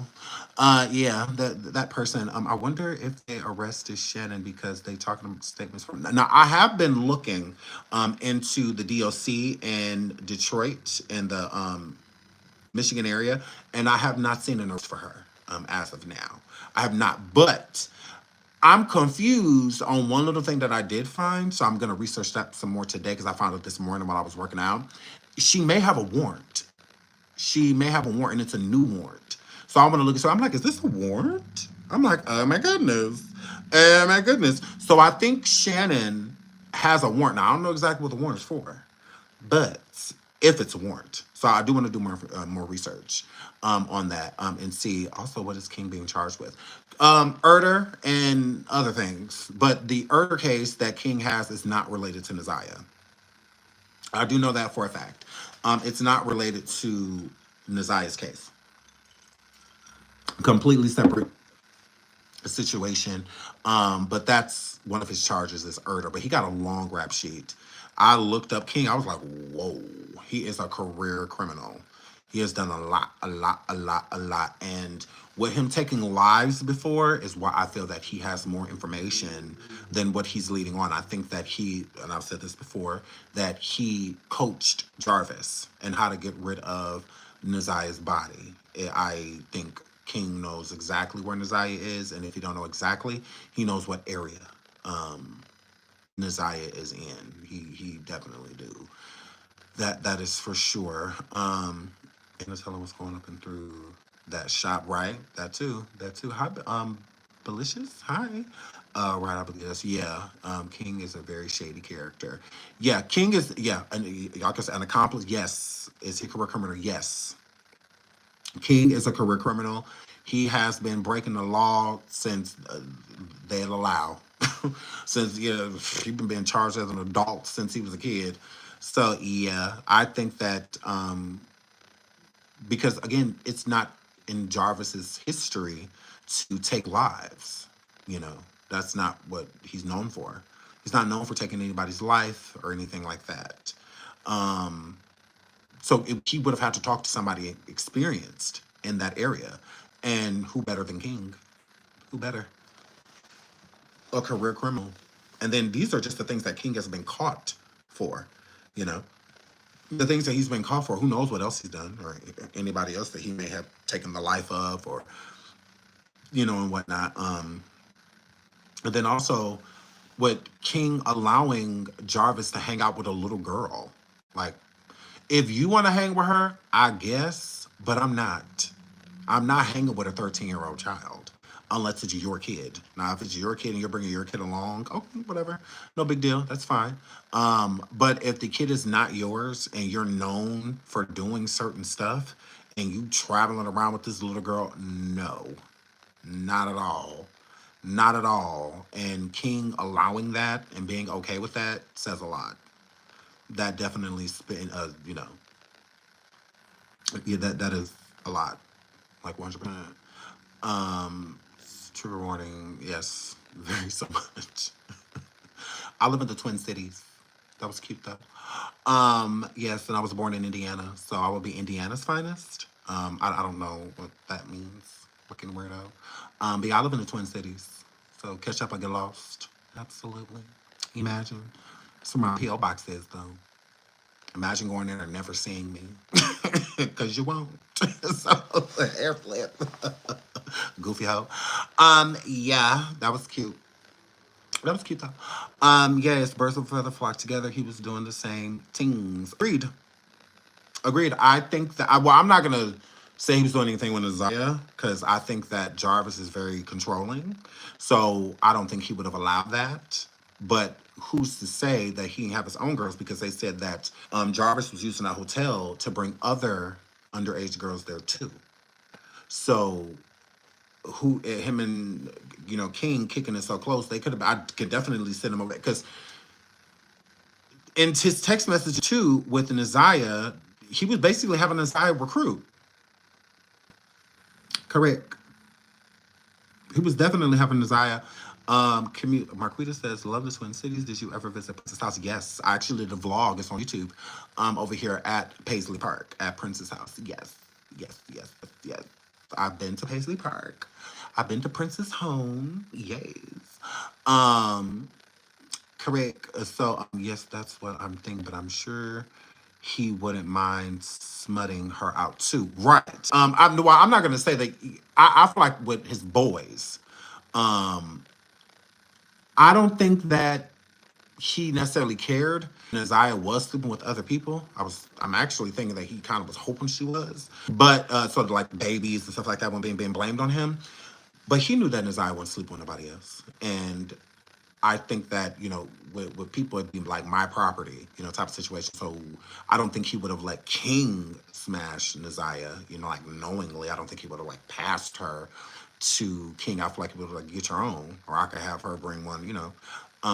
So yeah, I think that I think I would say that if anybody was smutting NaZiyah out, it was Annette.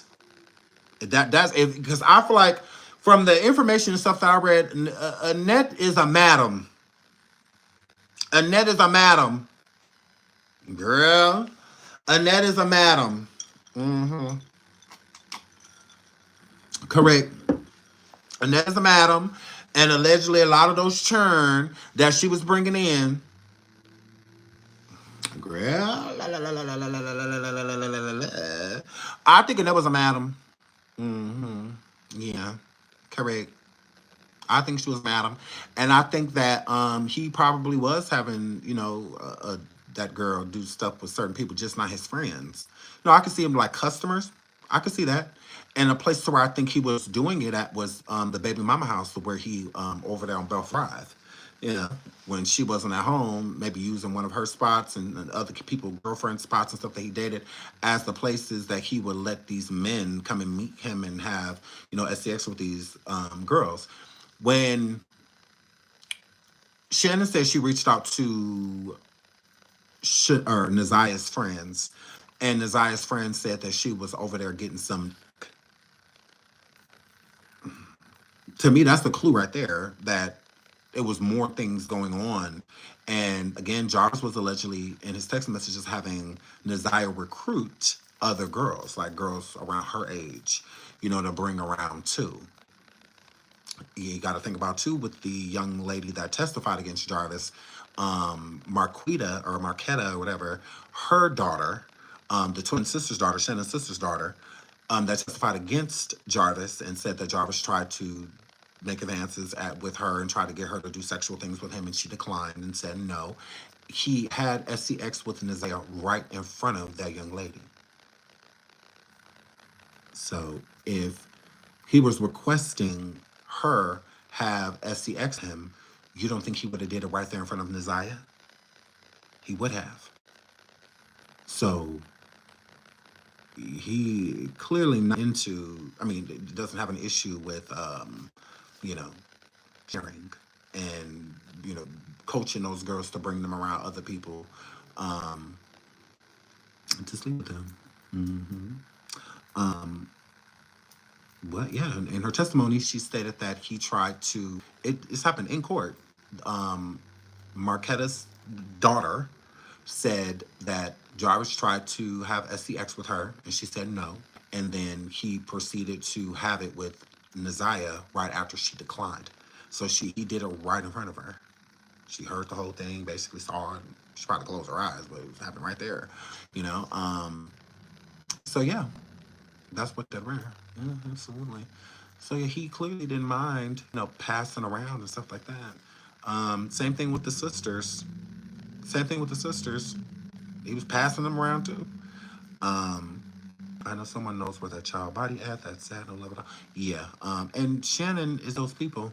They don't want, again, for NaZiyah's body not to be found. That means the person that hit her don't want her found. They don't want her found. And because the story is not going to be just Jarvis. It's not. It's not. I think how they find NaZiyah, it will tell the story. And I think the story will not just be Jarvis. Because think about this, if NaZiyah was supposedly being either poisoned with the antifreeze, bringing the antifreeze on her own, how would that explain a different injury? Like if she passed away like from a blunt object or something like that, how would that explain antifreeze? Because that's what everybody's thinking with Jarvis. It's going to say a story, finding her body and how she passed away. I don't think it's just as simple as her passing away from trying to drink antifreeze and something went wrong. And not at all. Because that would be very painful. It was quick. That's what it gives. It was quick. If they had time to go and bury her, time to go put clothes in other places, they had plenty of time. No one called the police. And again, I would understand if she was missing before or would disappear before.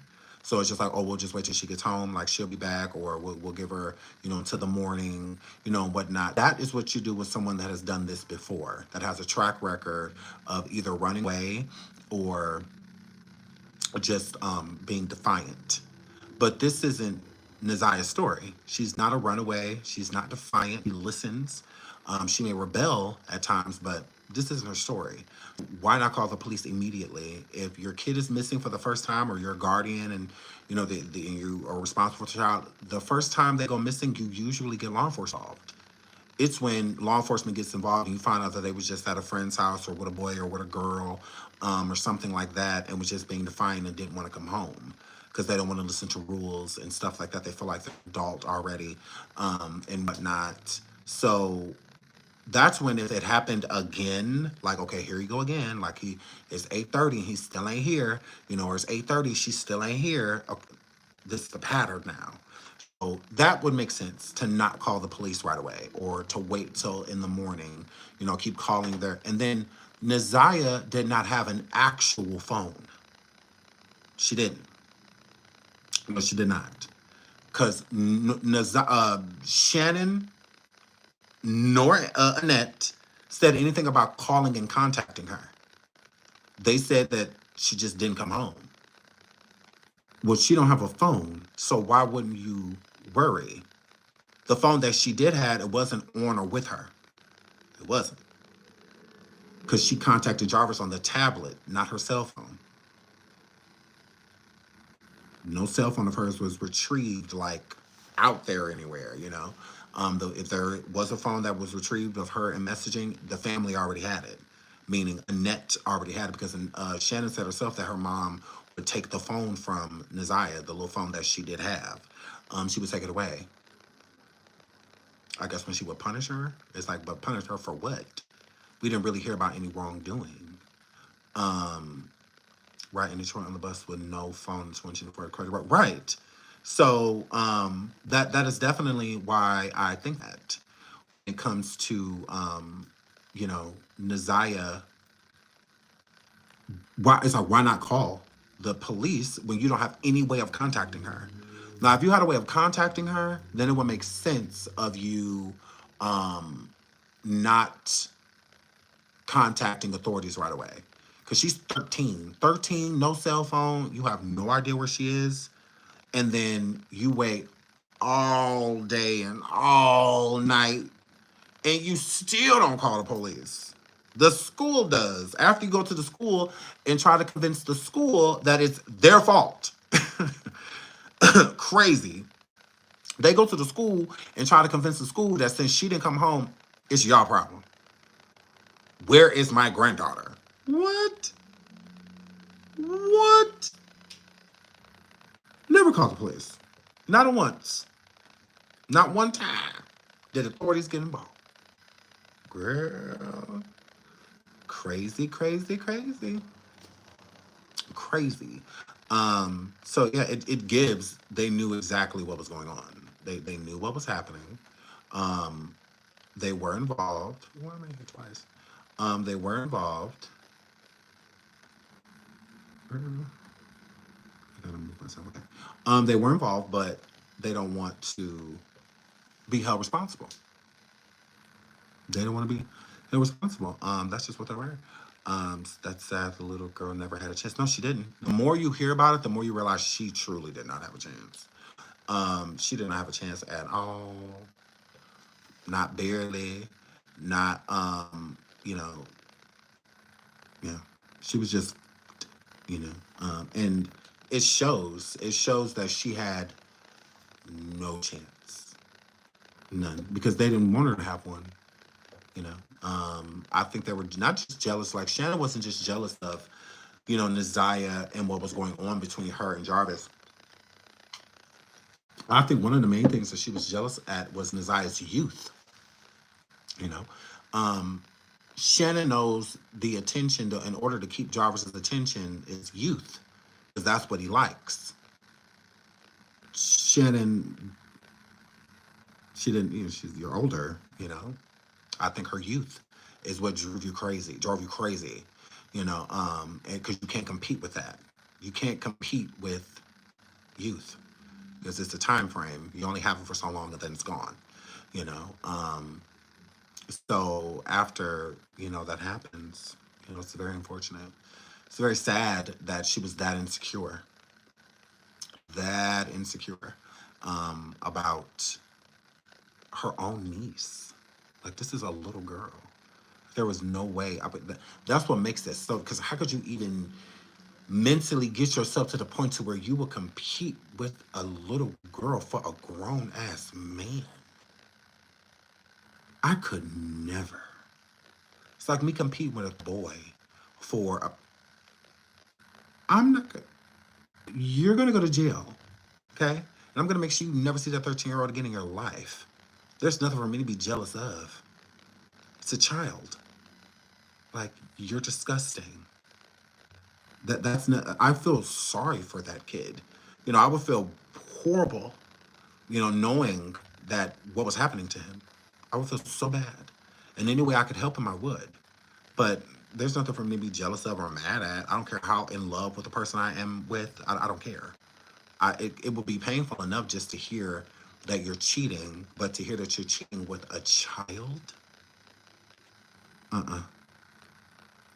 unforgivable, unforgivable, disgusting. I can't get with that. I can't get with that at all. I can't get with that at all. Like, not me. That's. So I'm like, well, how sad is that? Ugh. Oh girl. Oh girl, she didn't care what he did to the 4-year-old baby. No, she's probably jealous of it. Probably jealous of that girl too. Uh-huh. She probably think that 4-year-old's fast. Girl. Absolutely. Sean, what do you think about the blood found on her clothes? I think that somebody hurt her. I don't think that she was like spitting up any blood or anything like that. No. I think that somebody hit her with something. I do. Even the narrative out there about Shannon got into an altercation with her, hit her in the head, blah blah blah, stuff like that. I could see that. I could see it. I'm not saying that happened, but I could see it. I can definitely see that for sure. But I do think that the splatter came from somebody hurting her, somebody hitting her with something, because you want it to be quick. And again, I don't feel like Jarvis wanted to kill her. I don't. I think Jarvis wanted her to get rid of that baby. And I think that Annette and Shannon wanted her to get rid of that baby too. That's why it's plausible that out of a fit of rage, Shannon hit that girl in the head or something. Shannon hurt her. That makes sense. It does. Because I, even if she was being like reasoned and whatnot, if anything, her stomach's gonna hurt really badly. She's gonna be like vomiting, stuff like that, very ill, weak. That is no reason to hurt her. It's no reason to hurt her. If anything, she'd pass away like slowly, and whatnot. Like it wouldn't be like really quick. I don't think that was the intent for her to pass away. That's why it makes sense that something happened, like an altercation or something like that. And it obviously didn't happen at the motel because they checked. Not only did they check, they checked for blood, all of that stuff. They didn't find any of that. None of that was found. And if it was, it wasn't hers. It didn't belong to her. So yeah, absolutely. The antifreeze would have taken her out anyway. I agree, but it wouldn't have been quickly. And drinking antifreeze and stuff like that, it hurting and harming your body, you're going to want to go to the hospital. You're not going to just want to lay there and just take it. That's a different type of pain. And stomach pain is one of the hardest pains to get rid of. So you're going to be doctor bound. And you're not taking ibuprofen or an Excedrin or something like that, or drinking some Pepto-Bismol. Your stomach's going to feel better drinking some antifreeze. No. 9 times out of 10, you're going to need it pumped out. 9 times out of 10, you're going to need it pumped out. So I think that, yeah, I think something happened. It was an altercation of some sort. And I think NaZiyah was injured in that process. And that injury was enough to take her life. She succumbed to her injuries. and didn't make it. And it was quick. I don't think it was like a build up. I don't think it was, I mean, it could have been a few hits. I could see that. But yeah, I don't think it was just one blow and she was gone. I think it was probably a few hits of rage, anger. And I don't think that would have been Jarvis because NaZiyah was not afraid of him in that regard. Like physically, him hurting her, he didn't do that to her. He didn't. She was passive. And he allowed her to be passive. So I don't see, it's usually the ones that are like fighting or aren't allowing you to do what you want, where there could be some, physical stuff going on. But it sounded like NaZiyah was pretty, you know, and she listened, she was obedient when it came to him. So I don't see the energy coming from that. I mean, but anything's possible. But I don't see the energy coming from that. I think it's coming from a party that is very angry with her. Uh-huh. Yeah, correct. Correct. Maybe she wasn't passing away quickly enough with these. But I don't think the intention was to end her life. That wasn't the intention. If the intention was to end her life, why have her drink antifreeze? Why not just kill her? If she dies, the baby can't live without the mom.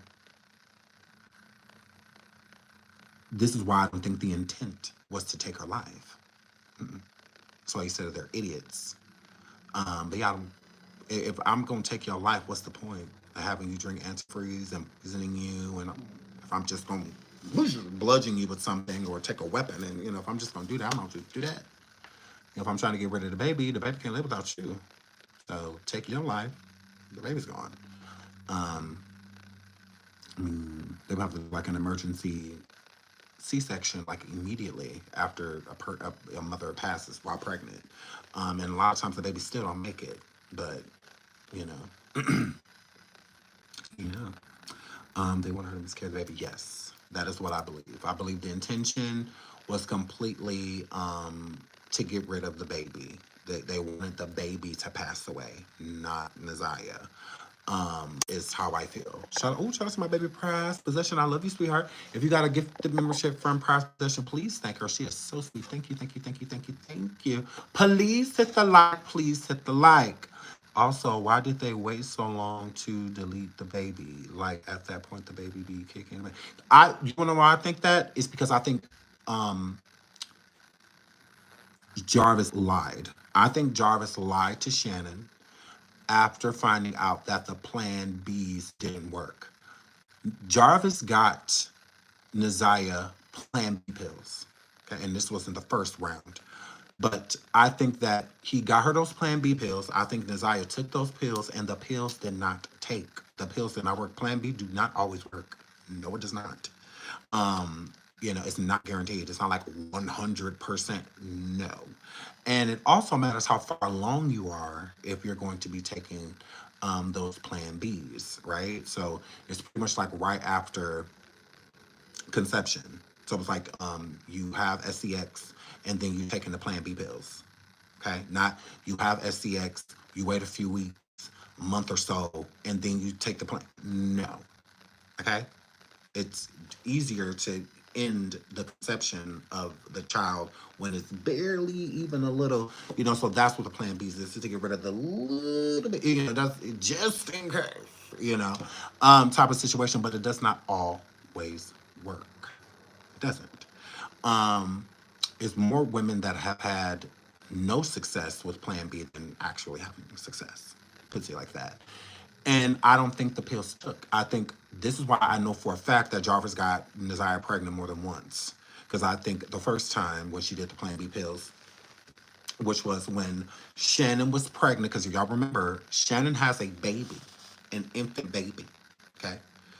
So when Shannon was talking to Roxy, I do not think that she was, when she first started the conversation, that she was talking about the last pregnancy that NaZiyah had. No, I think she was talking about the first pregnancy when she was pregnant with her infant that she ended up having full term, Shannon, and NaZiyah was pregnant at the same time. Jarvis gave NaZiyah Plan B pills. So at that time, I think NaZiyah was like 11 or 12. At that time, she was like 11 or 12 years old, and she took the Plan B pills, and I think they worked. Okay, and got rid of that first pregnancy. So when NaZiyah told Jarvis again, like I missed my period, blah blah blah, he bought her some more Plan B pills. She took those Plan B pills and they did not take. I think NaZiyah was too, because you don't have a long time to take the Plan B. So I think she took those Plan B pills and she was still pregnant, because that's what it gives from the text messages when NaZiyah is saying like, oh, I missed my period, because that was the conversation that they had the month before. So that next month, when NaZiyah was supposed to get her period again, it didn't come. That's because she was still pregnant. NaZiyah was thinking, just poor little girl, thinking that since she took the Plan B pills, that she's definitely not pregnant anymore, and that it's good to go. Come to find out, they didn't take, and she was still pregnant. So then that next conversation she was having with Jarvis was saying like, well, you took the Plan B, like, hello, because that's what she was like, I think I may need a pregnancy test, when I didn't, you shouldn't be pregnant because you took the Plan Bs. And then she's like, well, I still ain't got my, it still didn't come. So this is when the nervousness comes in. And I think around this time, it's around like December, which was the same month Jarvis started looking up the antifreeze. So this is like December 2023. And then Jarvis started looking for the antifreeze and looking at ways of getting rid of the child and looking up abortions, stuff like that. And then come January, I believe Jarvis told Annette in December that NaZiyah wasn't pregnant. So I think he lied to her and said that she wasn't pregnant. But I think when NaZiyah told Jarvis that she was pregnant, this is why I think NaZiyah wanted to have the baby. Because NaZiyah had been pregnant. She didn't get pregnant in October. She was further along than that. You could tell by how she was showing. I think NaZiyah probably got pregnant in either August or September. Something like that. I think that's when she got pregnant. Correct. I would say August or September, around her like 13th birthday, because I think she was born in, was it August or something? One of the months. I think it was around that time. And she probably wasn't paying attention, maybe spotting, and stuff like that, and thought that it was her cycle whole time she pregnant. Because women spot, while not all of them, and it can be a bad sign, spotting, and sometimes it's just, you just are. But yeah, sometimes spotting can mean something's wrong with the baby. Or things just fine. You just, it's common. And maybe she thought that her spotting, she was having a cycle. Because she's a little girl. Like she's still learning about her body and all this stuff. Like she don't know all of this stuff. And remember, her baby got no care. There was no doctor's appointments, ultrasounds, prenatal vitamins, nothing that you do while preparing for the birth of a child. None of those things were happening. So yeah, I think around November, she realized she's pregnant. Like, or maybe I'm pregnant, because this whole month done passed and still again nothing. And then contacted Jarvis, and this is when I think Jarvis got her the Plan Bs. She took the Plan Bs. They didn't take. She was too far along. And then, yeah, come January, she's missing. Because he did those searches in December. So in December was when he was just like, okay, we gotta get rid of the baby. It gotta go. And I think Shannon knew everything. There's nothing she didn't know. If Shannon fully knows that Jarvis essayed children, right? And that Jarvis had been accused of essaying even the children in her family, including her niece, why would NaZiyah be any different? Why would NaZiyah be any different? She knew prior to the niece testifying against Jarvis that Jarvis tried to sleep with her. She knew that. She knew that the niece said that Jarvis slept with um, NaZiyah. So why was Shannon take issue? Shannon just looks at Jarvis cheating. She doesn't look at it like he essay, like she don't look at it that way. She look at it just him cheating. That's it. 100%. He cheating on her. That's how she view it. Not he essaying children and stuff like that. Because she knew everything she needed to know. Yeah, she just would avoid it um, due to wanting to keep him, for selfish reasons. Um, she's just as sick as him, agreed. Absolutely. Yeah, Shannon didn't care. No, she didn't. She did not care at all. Not even a little bit. Um, she ought to then right. Mm-hmm. Yeah. So she knew. She just didn't care. She looked at them as because that should have been enough reason right there. You say she didn't care about NaZiyah or she didn't like NaZiyah and whatnot. What about your other niece? What about Marquetta's daughter? Your twin sister's daughter. What about her? You don't care about her either? Like what? Hello. So she knew everything she needed to know, and I also think that her and Jarvis had open communication.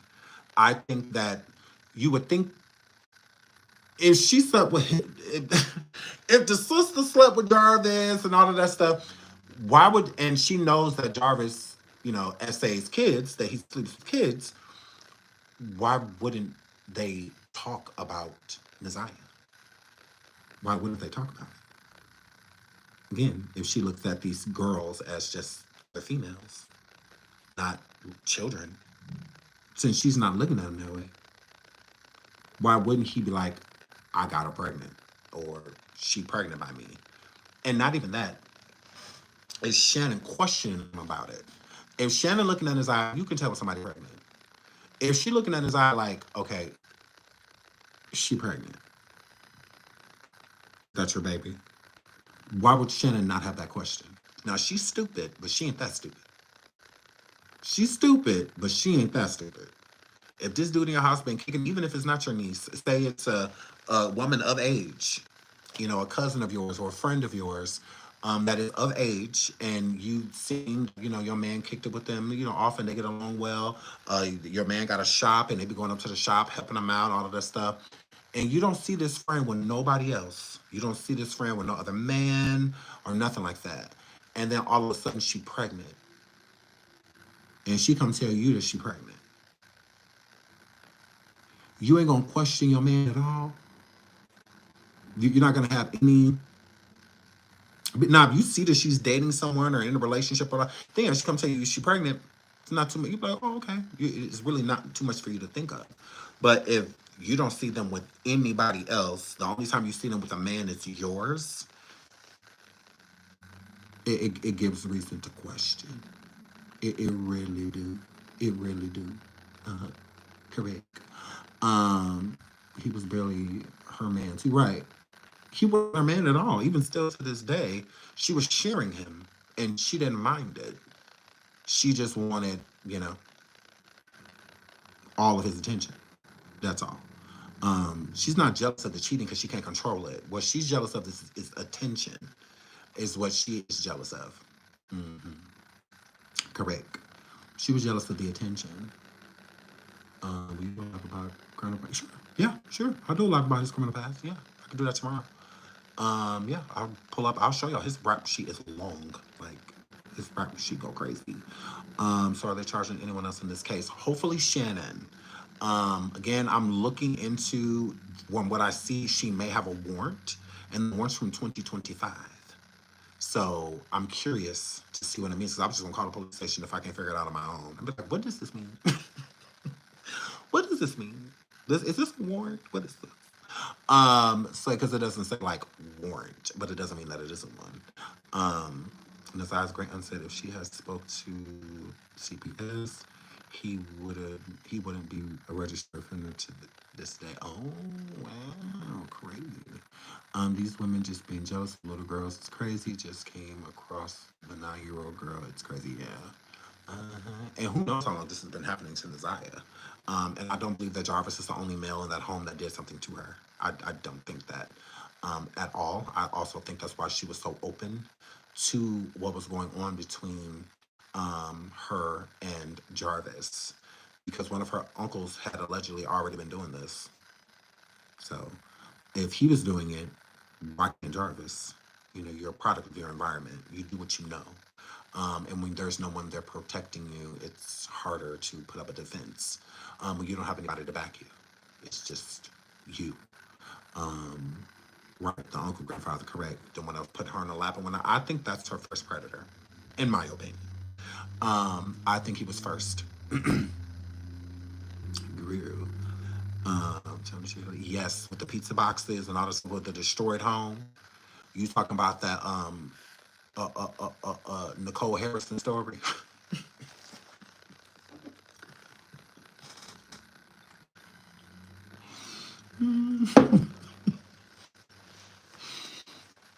Oh, girl. Yes, I heard about that 514 story, girl. I did. Yes. Yes. Correct. Yes. I saw that. I was like, ooh, wow. Those poor children. Wow. Crazy. Yes. Not another unfinished girl. Pretty much. Pretty much. No impunity.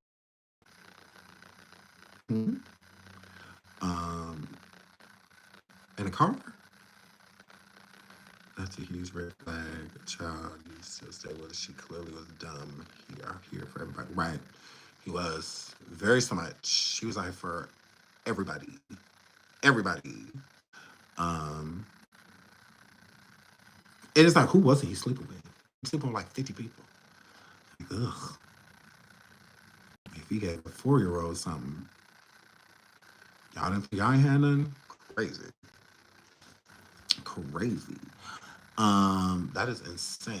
So, but yeah, you already know. Like I said, I do feel like Jarvis lied to her about a lot of the stuff that he had did. I think he just told her that he like basically had to register that somebody lied on him.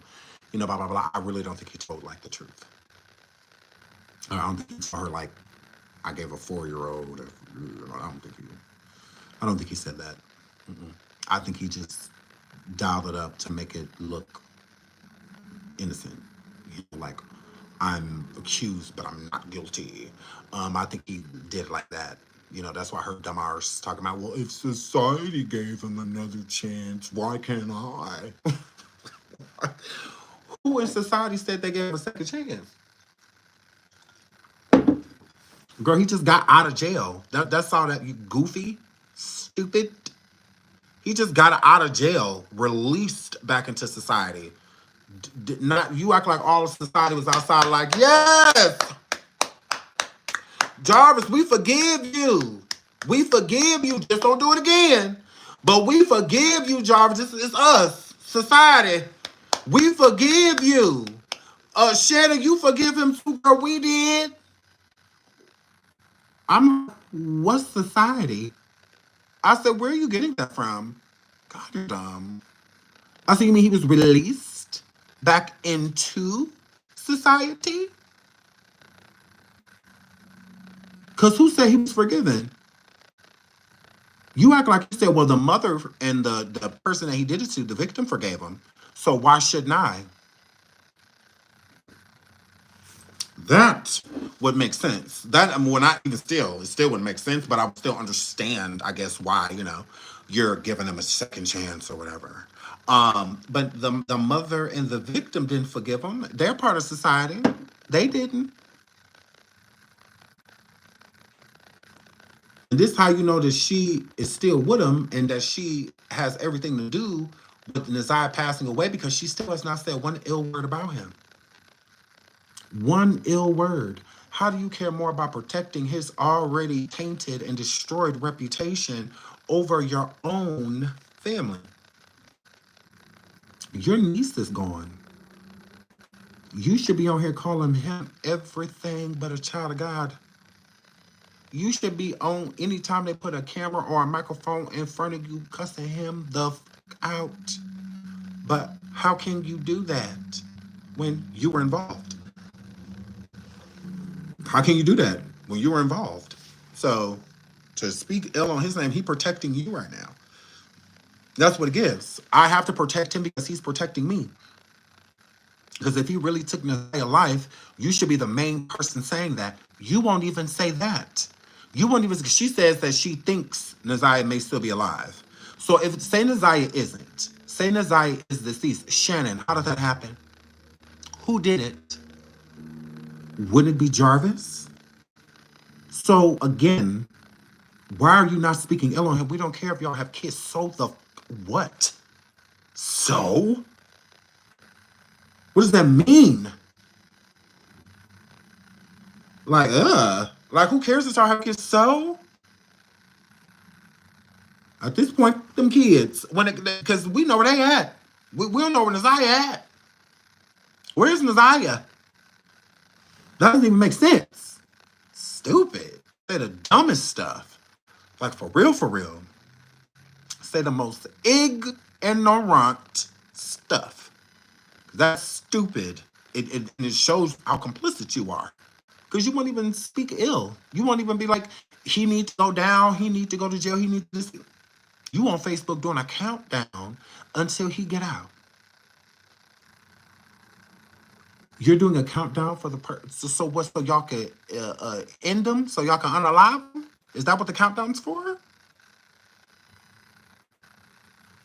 You're pathetic. It shows more and more that you did not like NaZiyah, that you hated her.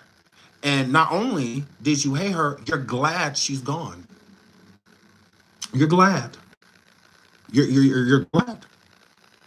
Yes, she was on Facebook doing a countdown. She's basically saying like when he went in February of last year, she was doing a countdown on Facebook to when he got out. Yeah, he's still there. You're pressed.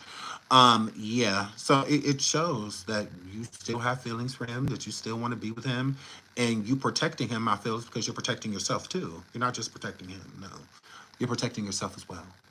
So, and he protecting you. So you have to protect him because if he hears words of you speaking ill on his name or saying that he did or that he unalived her, stuff like that, he could spill the beans on you. And you don't want him to. Because not only will you go down, your mom will too, and maybe your sister. Because even a sister, Marquetta, she ain't saying nothing negative about Jarvis either. Because all y'all, it makes sense. I think something probably did happen when NaZiyah came back to that house. I do. And then her sister being super close, trauma bonding. Remember, Marquetta and her sister were cool, but they ran into issue when it came to the same boyfriend that her sister's still dating because he allegedly slept with her. They slept with each other. So that's where they rift had came in, and then this NaZiyah thing happened, and I think the twin was there present or was called in to assist, and they bonded over that. That's why they've been like next to inseparable, because they're in this together. They're in it together. You know, if I take somebody's life and I call 5 of my closest friends or 4 of my closest friends or family to come and help me get rid of their body, we are all now complicit. We are all now, you know, y'all are all accessories to the crime that I have committed. So all of us are now subject to going to jail. So we all have to protect each other, and that is what they have been doing, protecting each other. What protecting everybody again, but NaZiyah. NaZiyah is the only one not being protected. Well, she's gone. And you know she's gone because they are not looking for her. Imagine saying somebody's still alive, but you at the crib. Most people that have a missing person in their family exhaust themselves with looking. Exhaust themselves. That's all they can think about. Morning, noon, and night. They are with search crews or out on their own or just with a couple family members and friends. But they exhaust themselves because it's better to be out there looking than just sitting at home doing nothing.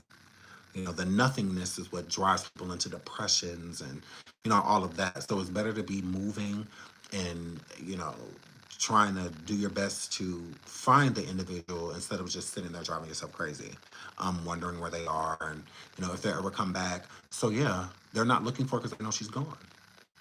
They have no intention of looking for her. So yeah, they're all working together. So you think about Annette's testimony, you think about Shannon's testimony. You, all of the family should be testifying against Jarvis, all of them. But you got people like the twin sister and others that haven't spoke at all. Haven't spoke at all. Even the boyfriend that was speaking to podcasters and stuff like that. Even he, I feel, should have went on the stand and said something. The more the better, the more the merrier, because they don't have a body. So, and again, Jarvis is black. So with him being black, barely, with him being black, I don't feel like he'll see the light of day again. I don't think that he's going to get out. But I want to make sure of that. That's the only reason that I wanted the body. So, like, regardless of the body or not, they're not going to let him out of jail. Like, it's just not happening. He's gonna be there forever. Like, he will die there. Is how I feel. I just don't see him getting out anytime soon. And with that girl being missing, the only way Jarvis could possibly see the light of day again, in my opinion, is if he did not take NaZiyah's life. And if he did not take her life, then he has to name who did. That'll be the only way I could see it being possible that one day he'll see the light of day again. That's the only way. If he is not willing to say that he did it, or I just don't see him getting out. If somebody else did it, they can't charge you for something that somebody else did, but he would still be technically an accomplice, an accessory to the crime, knowing about it and not reporting it. But I think they would give him a deal if he came forward, but he would have to prove it though. His testimony, him just saying that somebody else did it, would not be enough. He would need something concrete. He would have to give up that body to prove whatever he was going to state what happened to her. They need proof, and the body would definitely be that. So he has an ace in the hole. He does have an ace in the hole if he really did not take NaZiyah's life. If he took her life, he's screwed. It's a wrap for him. But if he didn't do it, he does have a chance. He does have a fighting chance. Okay, someone said, do you think he will take the stand at trial? Ooh, that is a really good question. I doubt it. And I don't think he won't take, if he doesn't take the stand, it will be lawyer requested. Because I don't think that that cross-examination would be fierce. That cross-examination would be fierce because in the court of law, they hold everything that you say to you. So whatever he said in the initial investigation that the police did, they're going to compare that to whatever he gets on that stand and say. So nothing can be changed. It has to be word for word. Nothing can change. So if his story changed at all, that would be detrimental. So I could see his team saying no. I could see his lawyer saying,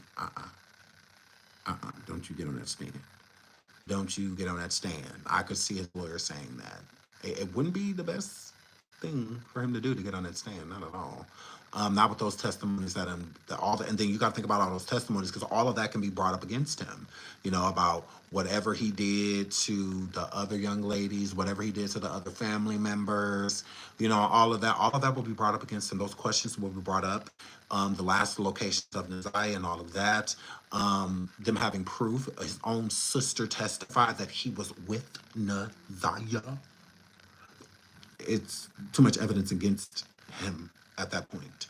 So I don't see it possible. Anything's possible. But I don't see that. Me no see that. Because that cross-examination would be crazy. When I say crazy, crazy. And then King, too. There'll be a lot of questions about that. And Shannon. A lot of questions. So I don't see... I don't see that. I don't see that at all in America. I don't see that at all. So yes, so I have to get my kids from school. Sorry. Ooh. I'm sorry if y'all were calling in. Sorry. Y'all know we get over here talking, I'll jump in this chat, and then the conversation just starts flowing. But yes, I love you guys. Anyways, thank you guys so much. I have to get my kiddos from school. We will be live on Coffee at about 4 p.m. Central Standard Time. So we will be live on Coffee, but we will be back live again with this tomorrow. And I'm gonna just do call-ins every day.